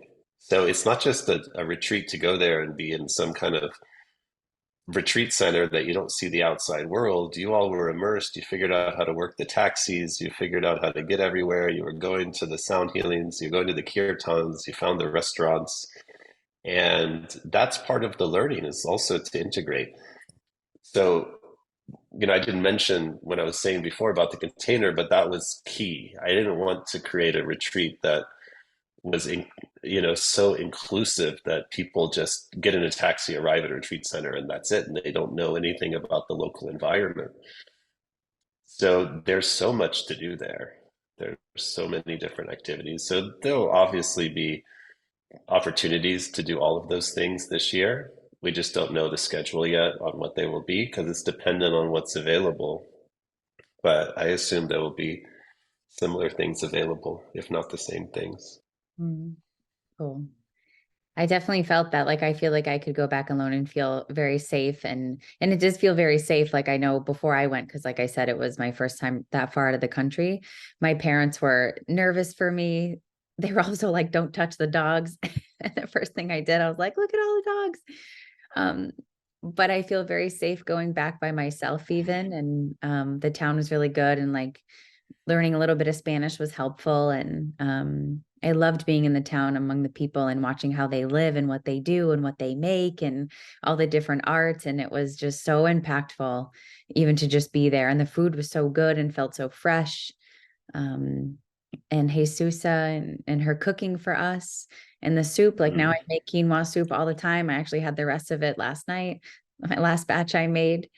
So it's a pretty, I'm really excited. And I wanted to comment on something that you said before about you wanted to take your dad there. And I totally have that feeling. And like, I want everybody I know to come and experience this beauty. But I know it's like painful to know that not everybody will feel called or will feel like they want to put the investment or will feel connected. But it's like, I would love for my sister to go. I would love for my mom to go, or like some of my best friends. Like, you have to see and feel this. And sometimes it's painful to think about, like, they might not ever get to. So it's been exciting for me to post about it because I'm like, but it's like hard to put into words. It's like, how do you put a vibration Hmm. into words and how do you get across, like, you have to do this in your lifetime without, yeah, like words don't even really get there with it. That's one of the painful aspects of it is that you've had an experience. I have that. In that second ceremony we did last summer, where we were at the Chicon Forest, which is that magical forest with the stream and everything. The feeling I had that entire day was, I wish my sister were here. I wish my sister were here. It's one of those things where there's no way to describe it. We come back, and I think you remember this, but you want to tell people about your experience, and you really can't. You really can't do it. When you start talking about, oh, the ceremonies and the altars and the prayer, it doesn't connect because people have no idea of what you're talking about. And our words really are insufficient. So I told you all that before we went down there. I said, the reason I'm doing a retreat also is because I really cannot tell you about this. You have to go experience it firsthand. There's no way to communicate in words the things you're about to experience. And there are very few experiences in my life on that level as to the Sacred Valley, the ceremonies of Miguel. I have been to some places that are very hard to describe and very beautiful, like hiking through the Grand Canyon. But not on that level, not on that level of beauty, not on that level of magic. And there's an inherent pain you have. I think I have it where it's like I just wish everybody could go see it. I think we'd have a different outlook. Everybody would have a different outlook. And this year I did invite my sister again. She was the first person I invited, texted her, and she's not going to come. But one day, maybe she'll come. It is that thing where people have to really feel it. They have to feel called and they have to feel ready. Yeah. Yeah, definitely. And I want, it's like the pain of also wanting them to feel ready, wanting them to get the message like, no, this is going to be it for you. Like, I promise. But I remember when I saw the email come through, there was no question whether or not I would go. And I think you like dropped a hint to me that you were going to like maybe take a group. And I was like, yeah, I'm going. No, no question. And then, and I like teach yoga and like was working at a restaurant at the time and clean. And so it's like, I didn't really know how I was going to get the resources to go, but it happened. Like my aunt came over with a check and it allowed me to go. And I feel like because I told the universe I was a full body yes, and I didn't need to know the how, but I just knew I was going to go. And then like the abilities came into my life to make it very easy for me to go. So, I don't know. I guess I just say that because I think a lot of people come up with reasons why they can't go or why it's not the time or whatever, even though they feel called or maybe they're a little bit scared. But I want to try to like tell them like it's gonna work out, especially if you're supposed to go and there's nothing to be afraid of. Mhm. Yeah. Um, there was something I wanted to ask. Well, we talked a little bit about the Sacred Valley, but if there's anything else that you want to add there about why is the valley so sacred, and maybe even the history of Huachuma can get tied into there too, because we've been talking about this plant medicine the whole time, but I think people are listening and they're like, what is Huachuma, what is San Pedro, what is the Sacred Valley, why is it sacred? Mhm. So yeah, let's talk about that. Okay. Yeah. Well, we're already like way past that, and we forgot to bring in the basics of what chuma is. Um, Huachuma is a cactus. It is in the family of Trichoceras, now reclassified to Echinopsis. Echinopsis pachanoi is the Latin name. People people have probably seen varieties of Huachuma San Pedro and not known that that's what it is because it has been brought to the United States. There are certain varieties have been brought, and you can buy it at Home Depot. Not the same ones that we work with down there, but different ones.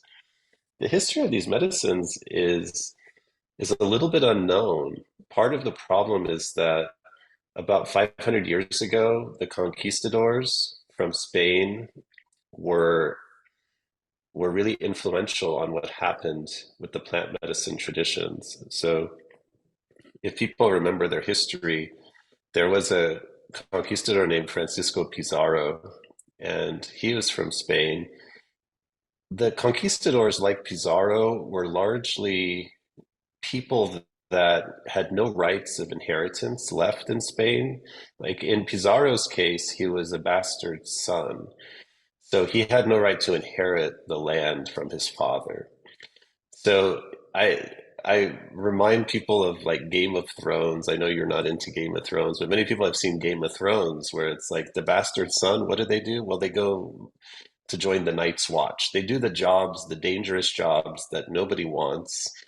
And it's sort of like, well, go do that.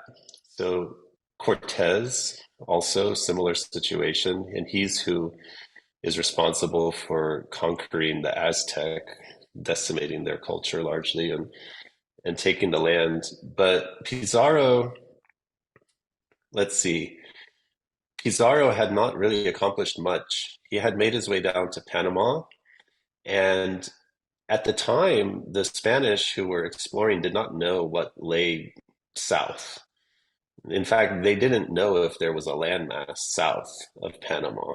I mean, now we look at a globe and there's this huge South American continent, right? But you got to imagine back then they were not sure. So Pizarro put together a company of men, about 170, 180 men, and got some ships and got investors. And, the way that it was done at the time was sort of kind of like a contingency fee, if you will. Like if they were able to find cultures that had gold, silver, and steal it from them, then the investors would get a share, would get a cut of the money. And then also the throne in Spain would get a cut of the money. So they would have to pay basically taxes for this. And they would be conquering in the name of Spain, essentially. Now, there's other aspects to this that I'll get into. But Pizarro and his men set sail from Panama and they do several voyages that are unsuccessful trying to get south. They go, they come back, they go, and they finally land in a place that allows them to start their explorations. And at the beginning there, of course, at sea level, lowlands, it's not a lot there, not a lot of culture there that has civilization. But they do make their way up with their horses, going through the Andes Mountains. And the first town that they approach is a town called Cajamarca. And this is where the king of the Inca Empire was based at the time. His name was Atahualpa. Atahualpa, I think, was 25 years old. He had just succeeded, the way that the Incan legacies happened is like the sons had to fight as to who would be the king when the other king died. So he had just been in a war with his brother. And so there's still unrest happening in the Inca Empire, and you've got a young king of 25 years old. Atahualpa is in Cajamarca, and his scouts report that something is coming. And what was coming was the entourage of conquistadors with Pizarro riding horseback. Keep in mind, the Inca had no horses and had never seen horses. They also didn't have steel. So the thing that they're seeing coming is wearing steel armor, riding these beasts.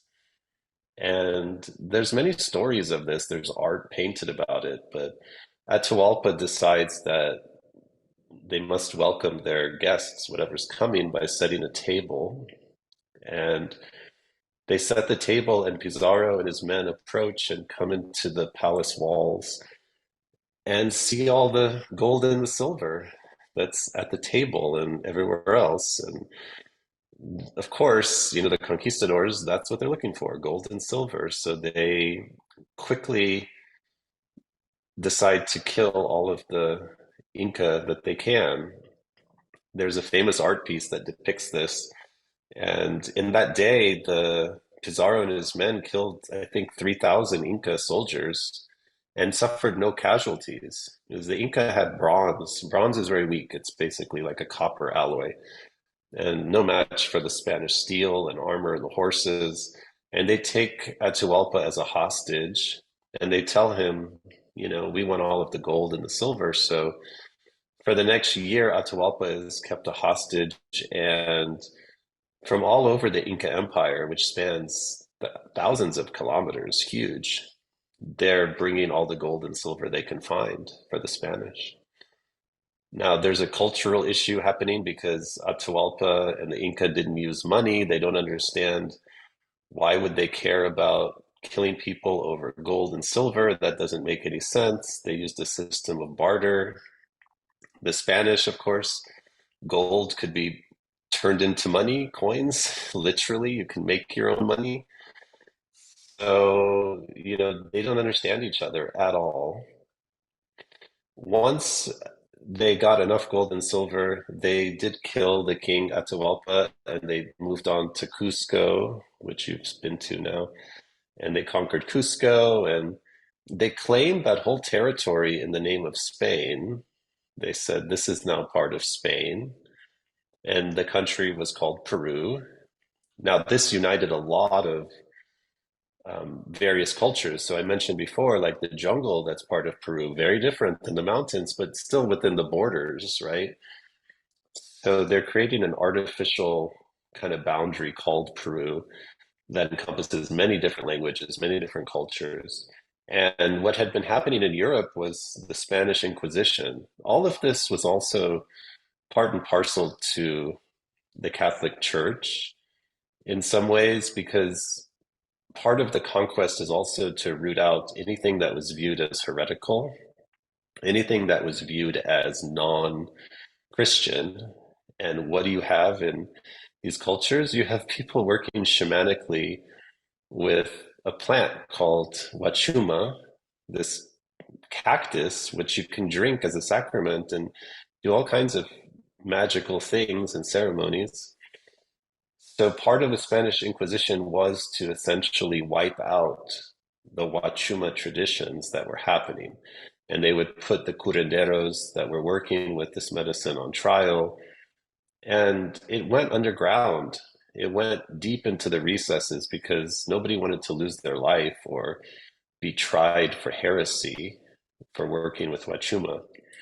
So the Spanish were very successful in destroying the knowledge, the ancestral knowledge of Huachuma and how it was used, which is why we don't have a lot of knowledge that's pre-conquest. We don't really know for sure how people worked with Huachuma prior in Peru. There was no written language that kept a journal of all this. The Spanish made some notes, but there's many stories as to how Huachuma got renamed into San Pedro, and one of them is that at some point the Spanish priests who were conducting these trials, if you will, that were trying to root out the heretical practices, the Inquisition, they tried it.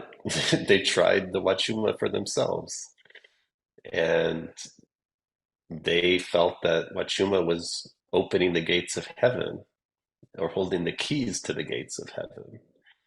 And so in the Catholic religion, the person or deity that holds the keys to the gates of heaven is Saint Peter.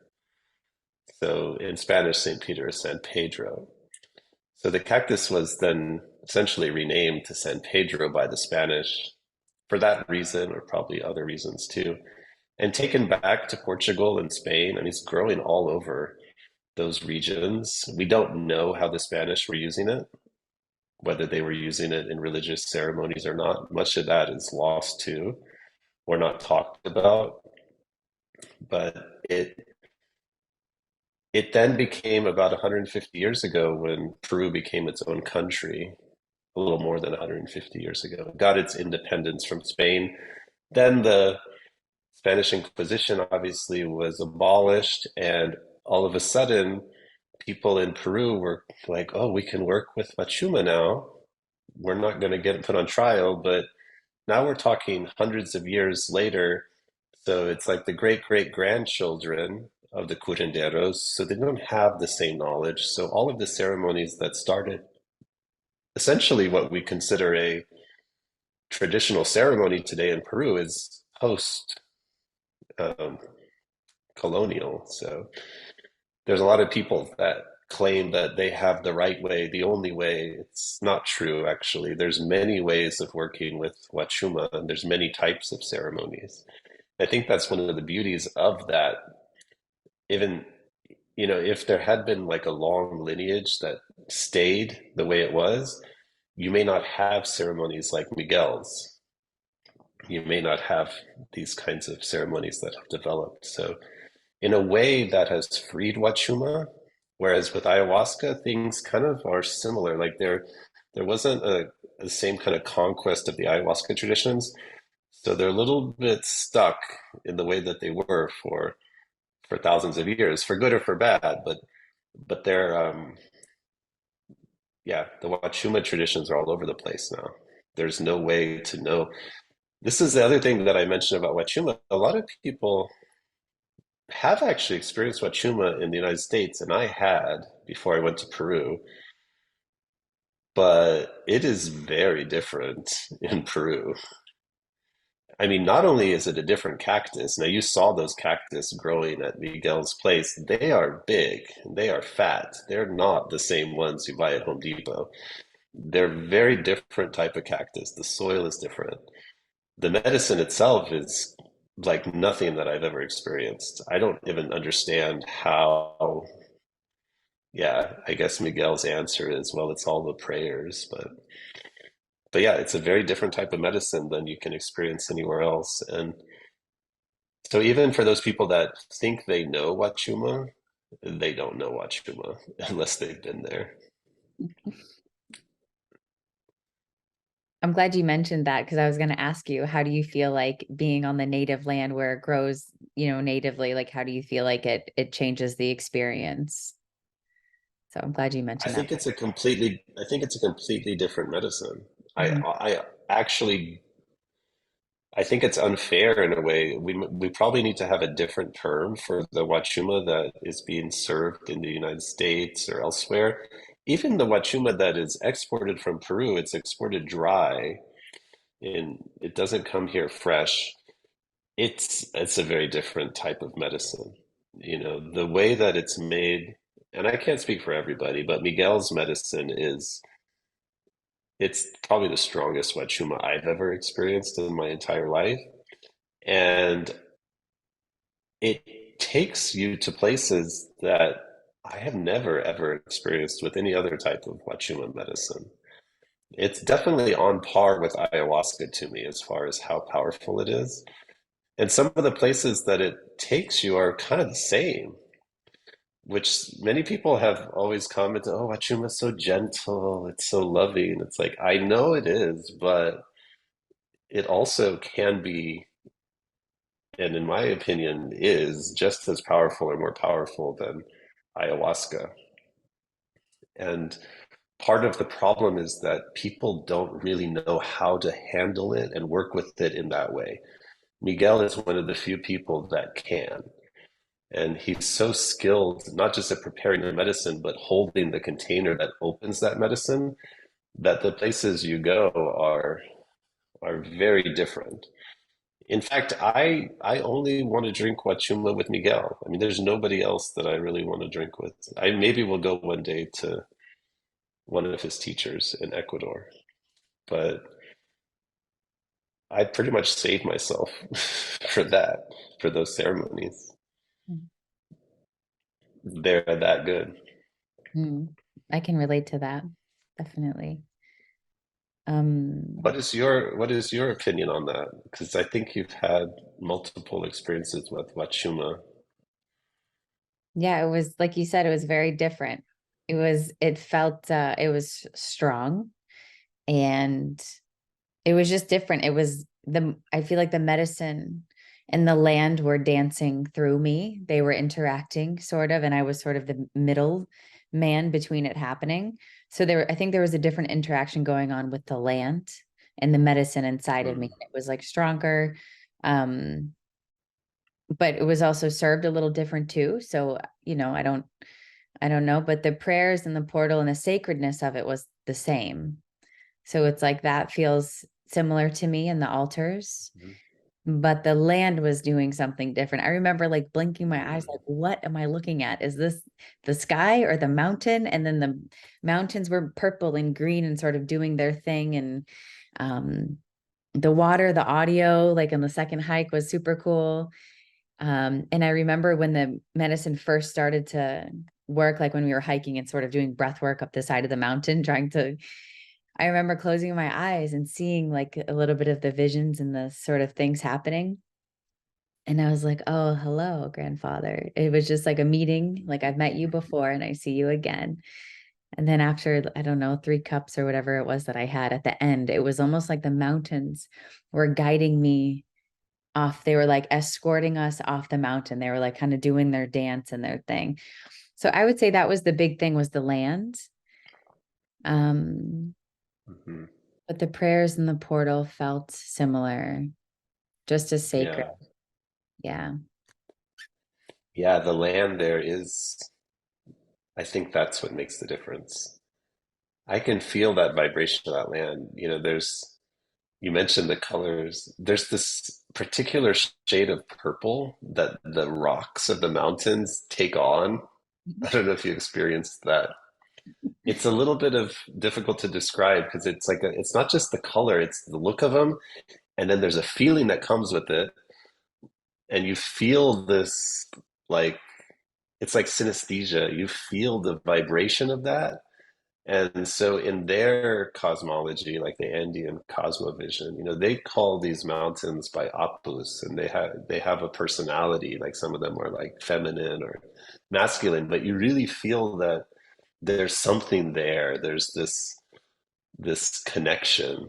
And I think the medicine is that kind of dissolves the barriers. You can always sense it, but it's Mm. much more palpable when you've taken Huachuma.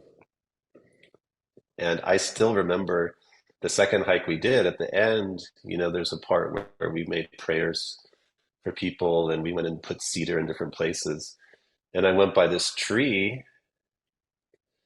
and I was making my prayer and leaving a prayer for my sister and all my family. And I was putting the cedar and I touched the tree and I closed my eyes and I could just feel this tree. The tree was like hugging me. It was just so beautiful. And that became my anchor. Even to this day, when I'm kind of like disjointed, I'll sometimes just sit and I'll close my eyes and tap into that tree, that feeling, because I can still feel it. It's very powerful. It is a lot different than being in a house. You're in this beautiful, beautiful place. So,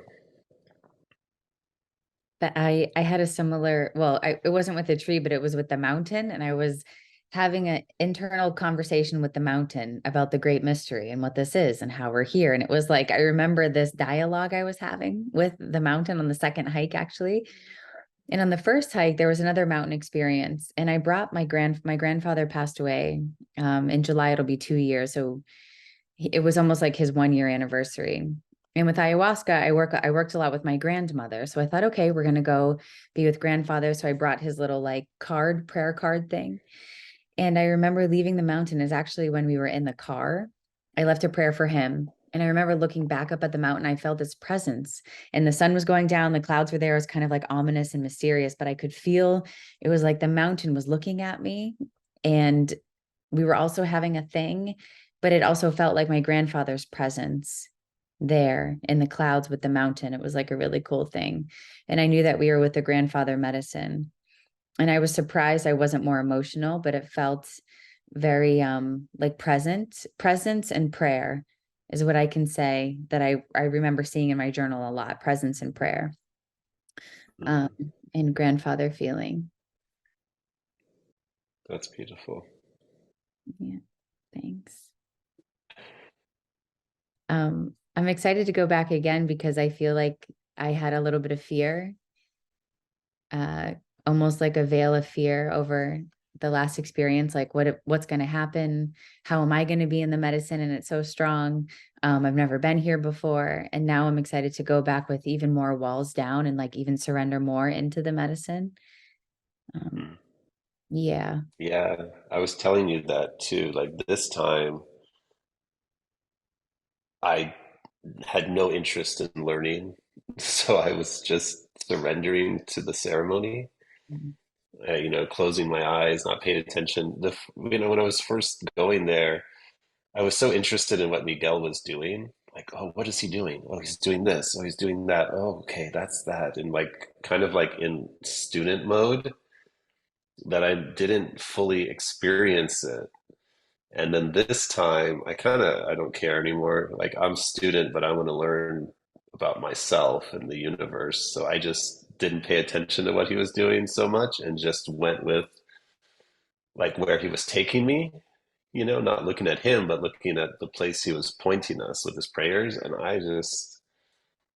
I had never thought, I hit his ceremonies were powerful before, but when I fully surrendered, it was a whole nother level.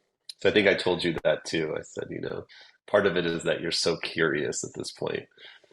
And, when you're in that mode of curiosity, you can kind of stay there. But if you go a little bit away from that and just pretend that you don't care, that you not that you don't care, but like you don't care about like learning the steps of what he's doing, you just want to experience the effects of what he's doing, then you get to another level.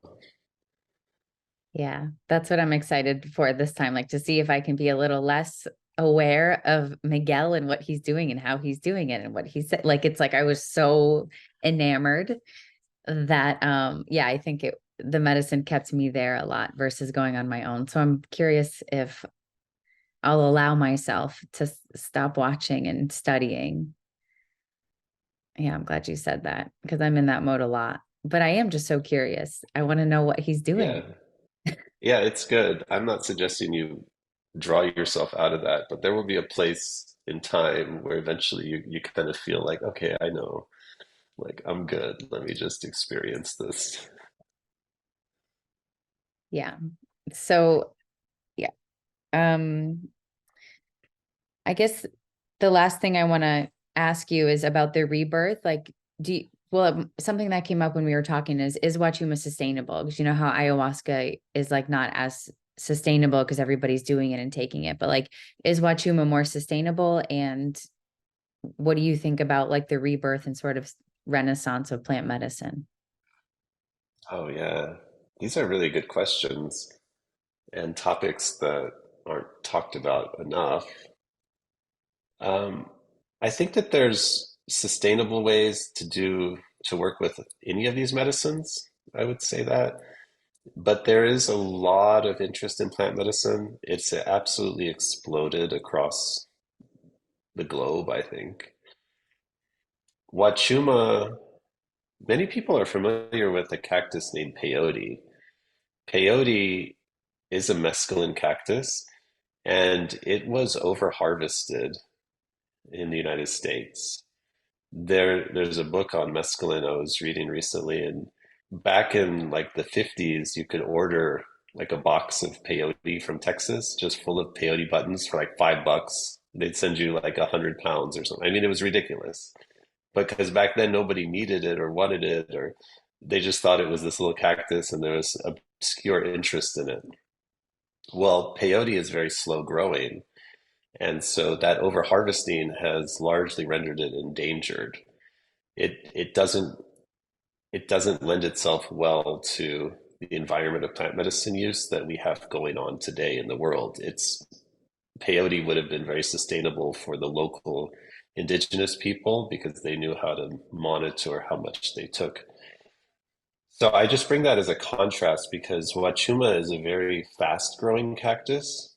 It grows, a foot a year on average for like one little column. And that renders it in a different position. I think that it's possible to work with Huachuma sustainably because of that. That being said, I don't think that we should be willy-nilly about working with plant medicines like Huachuma because the working more and more and doing more with medicine isn't the answer. For me, having two Huachuma serum, three last summer, has been incredibly powerful. There's no need for me to do more Huachuma than that. I'm still unpacking the lessons.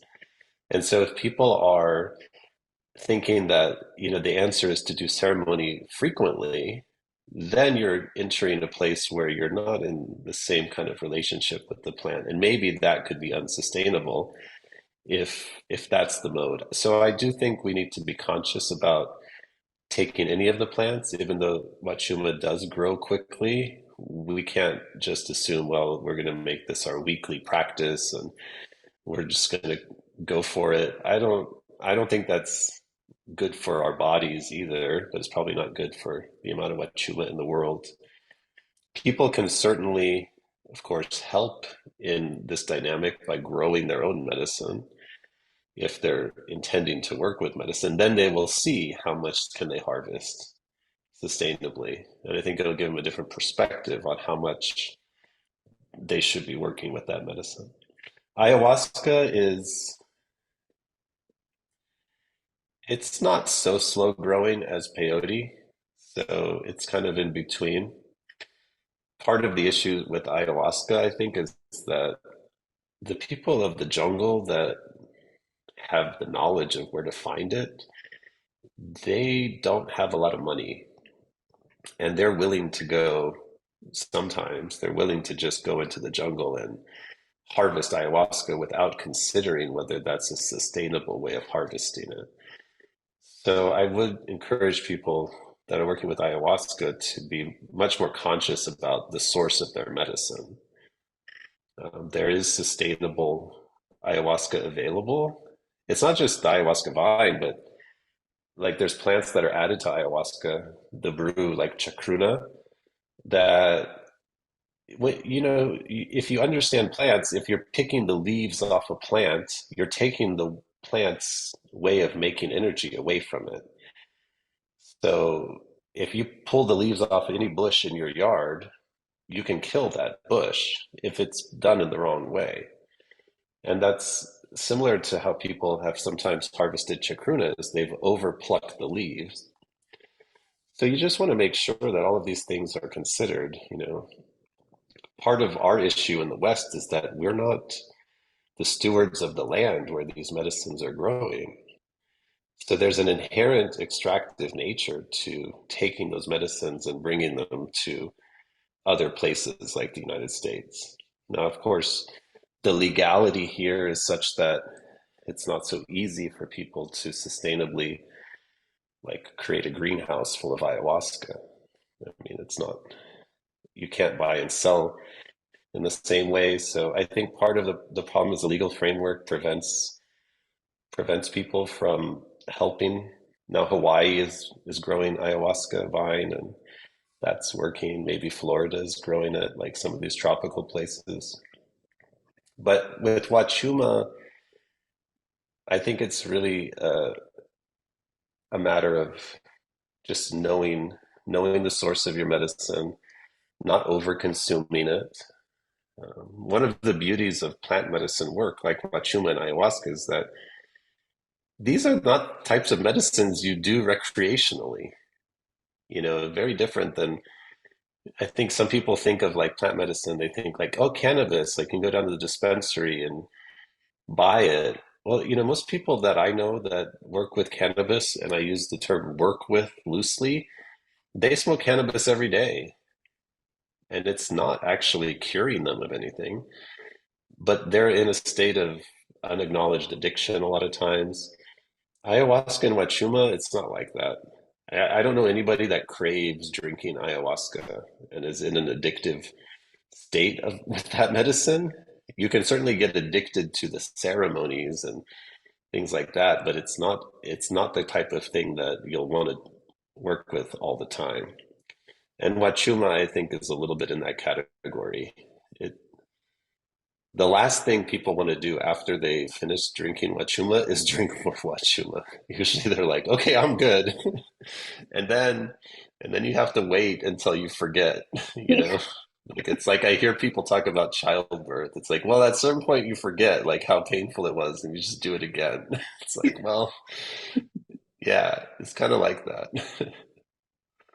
When Yeah. you're in it, there were some really funny moments in our retreat. I just bring this one up because I remember before we went there, probably towards the end of our calls, like right before we were going to go, I said to you all, I said, just understand this. There's going to be a moment in the ceremony where you look at me and you hate me and you think, why in the heck did I agree to come to this ceremony with Hamid?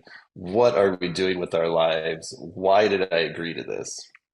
And I said, that will happen. And then I said, just wait, because don't judge the full experience by that moment. Because later in the day, there'll be a point in the ceremony where you love me and you thank me for bringing you. And our friend who was there, well, her name is Saba, so you already mentioned her name. On the first ceremony, we're going up after we drank the medicine, and I see her face, and I think she's really nauseous, and she's huffing and puffing, and she is not enjoying life. And she looks at me, and I'm smiling, I think, and she goes, "This is that moment where I hate you." Something like that. And I said, "Yeah, I know, it's gonna be okay, I promise." Later, she shifted into the, oh, thank you. I love you. I remember that.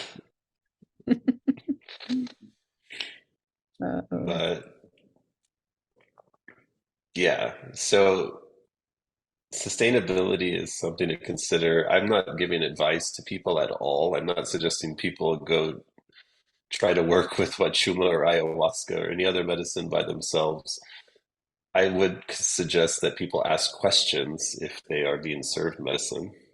I think that's nice. And even if you don't ask questions, then just remember that these plants are very, very precious and they're in limited supply. So give thanks, be grateful, supremely grateful when you have the opportunity to work with them and and yeah, treat it with respect and gratitude and yeah. okay, nice. Is there anything that we didn't talk about as far as like Huachuma or Peru or minerals even? We kind of touched on it a little bit here and there. Um, Hmm. Well, one of the things again, yeah, when I was putting this all together last year, I wanted to make sure that people don't come back from this retreat worse than they they go to it. I have seen this. I mean, part of the work that I've been doing with my mineral shaman Instagram, I would even say that I'm doing work with my Instagram, but that name, that account was really created to start a dialogue about some of the things I was witnessing within the plant medicine world, which was people coming out worse than they went in and not healthy. And I've seen, yeah, I mean, it's been a while, but I've seen three curanderos that I know die.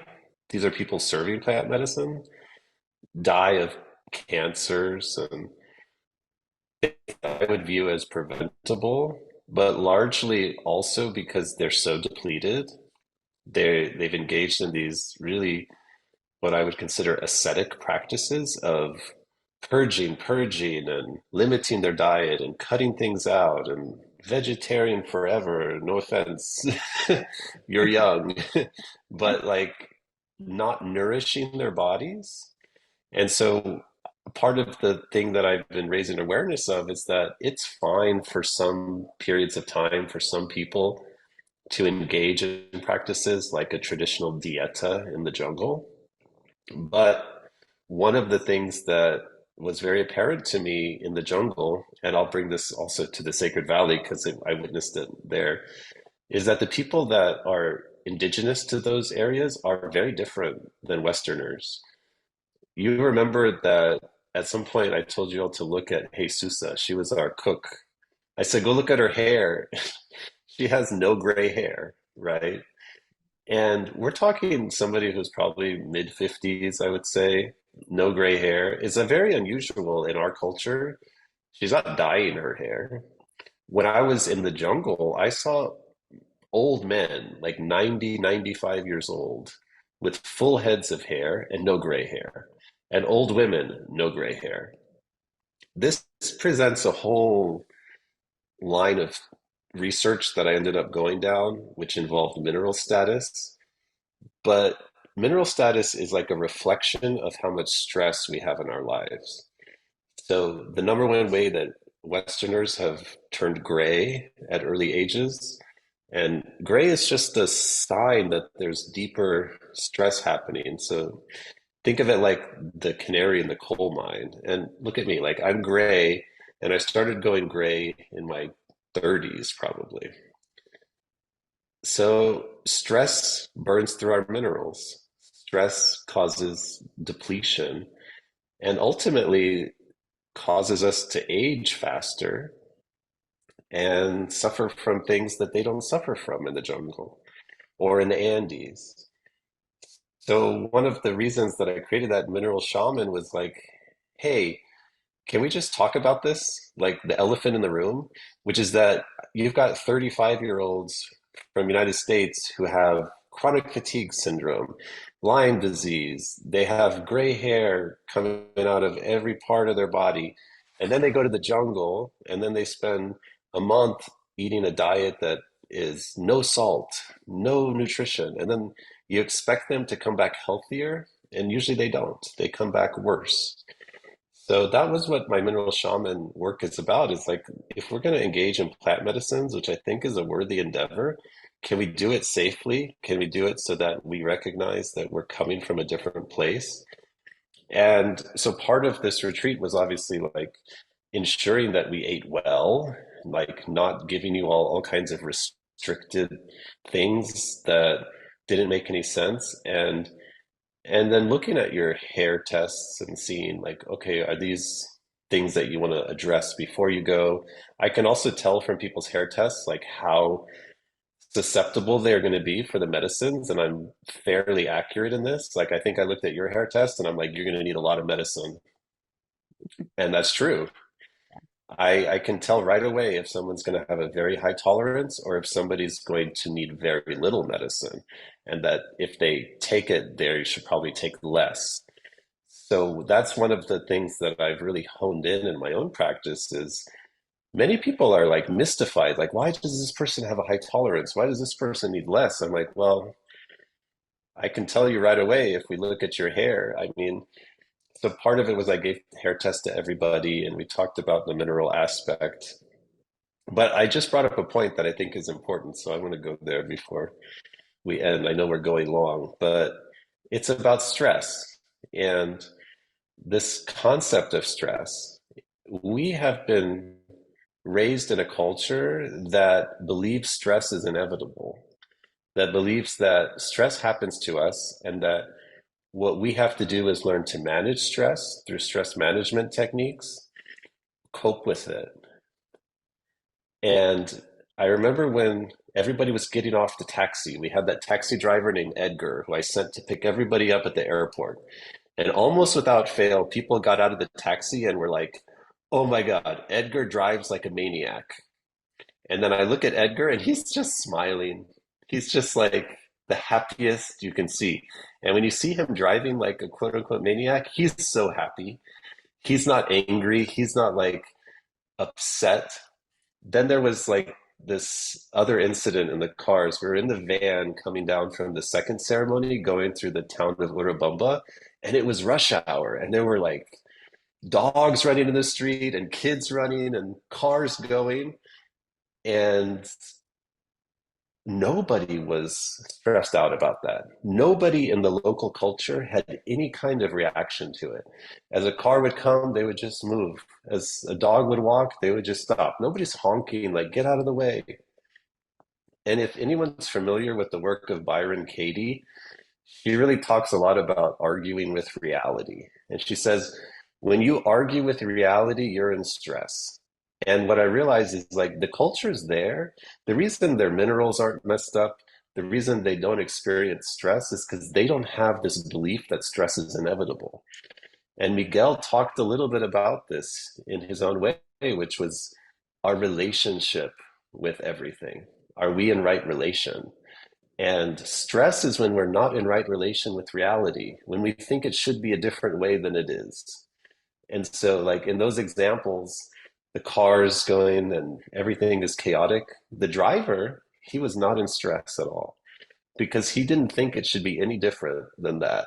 That Mm. is exactly how it is, and that is exactly the way that the universe wants it. And so they don't experience that conflict with reality, and as a result, they don't create a lot of adrenal hormones, and then they don't burn through their minerals and go gray, and they don't suffer from the same things that we suffer from. So, although minerals are kind of the effect of stress, it's not the cause. Ultimately, now I'm realizing the minerals are just kind of like the crutch. Like if people are stressed out, well, we got to get them their minerals, but well, we got to go back and realign people and teach them that it's not these external circumstances. It's how are you relating to them? If you Mm. think that Edgar should have been driving differently, you're in stress. if you realize that he's driving exactly the way he should be driving, because that's the way he is driving and that's the reality, then your whole system calms down and you're not in stress. So I think now that about the mineral piece, to me, it's like that was the window to showing me the effects of stress. And now I'm winding back even deeper to see where did we even get this belief? And there's a whole another podcast we could have about that. But this belief that stress is inevitable has only existed for the last 100 years, and it only exists in Western minds. It is not true, actually. Stress exists if we want it to, and we can get out of it too. So So, we start bottom line, reversing. pray more, worry less. Yeah, I was just going to ask you, how do we come out of that? Like the inevitable stress or liking it or expecting it, or is it maybe just the awareness first that it doesn't have to be there? The problem for us is that we're the fish and we don't realize we're swimming in water because this is the way we've been raised and this is the way our culture is. Mm. So, one of the hard things for us is that we have to be taught how not to experience stress. That's really crazy. I don't think there are words for stress in most of the indigenous languages of the jungle. They don't have that conception. And so they don't have to be taught not to experience stress because they just don't experience it that way.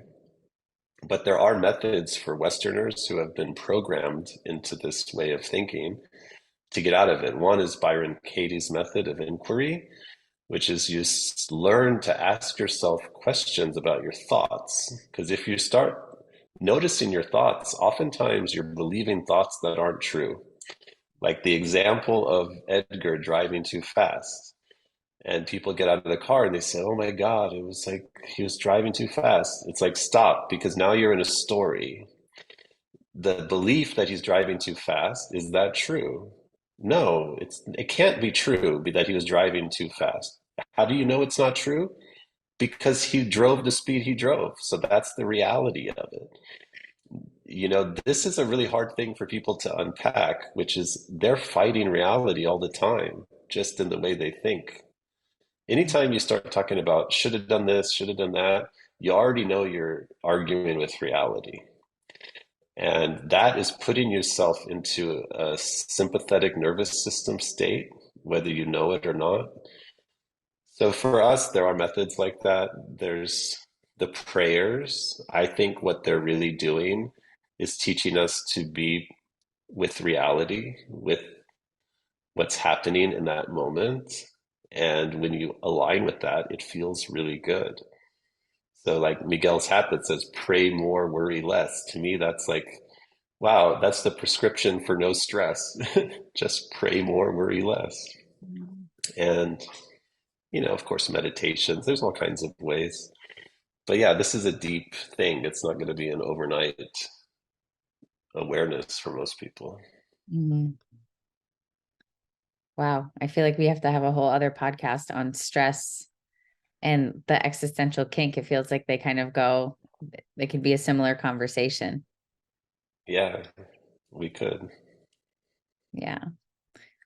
Um, well, do you feel complete? Is there anything else that's on your heart to talk about as far as Peru and anything? Sacred Valley, minerals, Miguel, prayer? I think that's good. I really do. I'm looking forward to taking a group down this summer. As of recording, there's plenty of space. So if people are interested, I'd love for them to reach out about that. Yeah. On your website, right? Mineralshaman.com. Mineralshaman.com. Yeah, there's a whole page devoted to it and an application process. So the application process, just real quick, I guess, like who do you think a trip like this is for? And like who is not for? It's hard to say that it's for any particular type of person. We had a very diverse group last time. The things that I'm looking for on it's just a questionnaire. One is physical readiness. There's some physical things that are required in order to go, particularly because we're doing ceremonies as a hike at high elevation. There's a kind of emotional readiness, like, and wanting to know whether people are experienced with any kinds of other modalities or have experiences with plant medicines before, or where they're starting. And, there were people that came that didn't have any experience. That's fine. If I sense that, they're still willing to go through this and have a proper outlook on it, then for sure. So yeah, mainly I'm just trying to help people by asking questions that get them to think about things. Some of the questions will just, you know, ask them about their own practices, their own history, and I want to make sure also that I don't take people who it would not be in their best interest. So and this has happened in last year, if there are people that I sense would not end up in a good place, I will tell them. I mean, we had that happen where I had to tell somebody not to come last year, and for their own benefit. I don't want to take somebody who's going to end up needing a lot of support afterwards. We're going to provide support, but I want to make sure that they're self-reliant as well. They have enough self-support. So, yeah, Cool. Okay. And on your Instagram too, there's like different posts. So if anybody's listening to this and they want to see pictures from last year, check out my Instagram or Hamid's Instagram. You post most of it on Mineral Shaman, right? yeah, mineral shaman, and that will also, if you look at the information in the bio, it links to my other account. I at some point need to consolidate all of this into one. I just don't know how to do it. Yeah. So for now, it's two separate ones. Okay. Um, I wish I could like read everybody's testimonial who went last year and even like I could sing the praises for lifetimes of you and Miguel and Peru. But it's one of those things that people are going to have to experience. It's like words kind of fall short, and then I find myself fumbling trying to explain it anyway. So I just feel like I just want to say if people feel called, I don't know, I'd love to see their experience there and go with them. And I just feel like it's not going to be a disappointment at all. It's worth every single step. Yeah. So I don't know what else to say Yeah, about it other than go, jump. yeah, me neither. Words fail. Just come and see for yourself. Just come. Okay. Well, Hamid, thank you so much. This was amazing to get to talk to you again. Thanks, Danny. It's good Yeah. to talk to you too. Thank you. And everybody else who's listening out there or watching, thank you so much for your time and for your energy. And I'll see you on the next one whenever I record again. Thank you. Hopefully soon. Hopefully soon. Yeah, I told Saba, let's go. It's time. Yeah. Okay. Bye. Peace. Bye.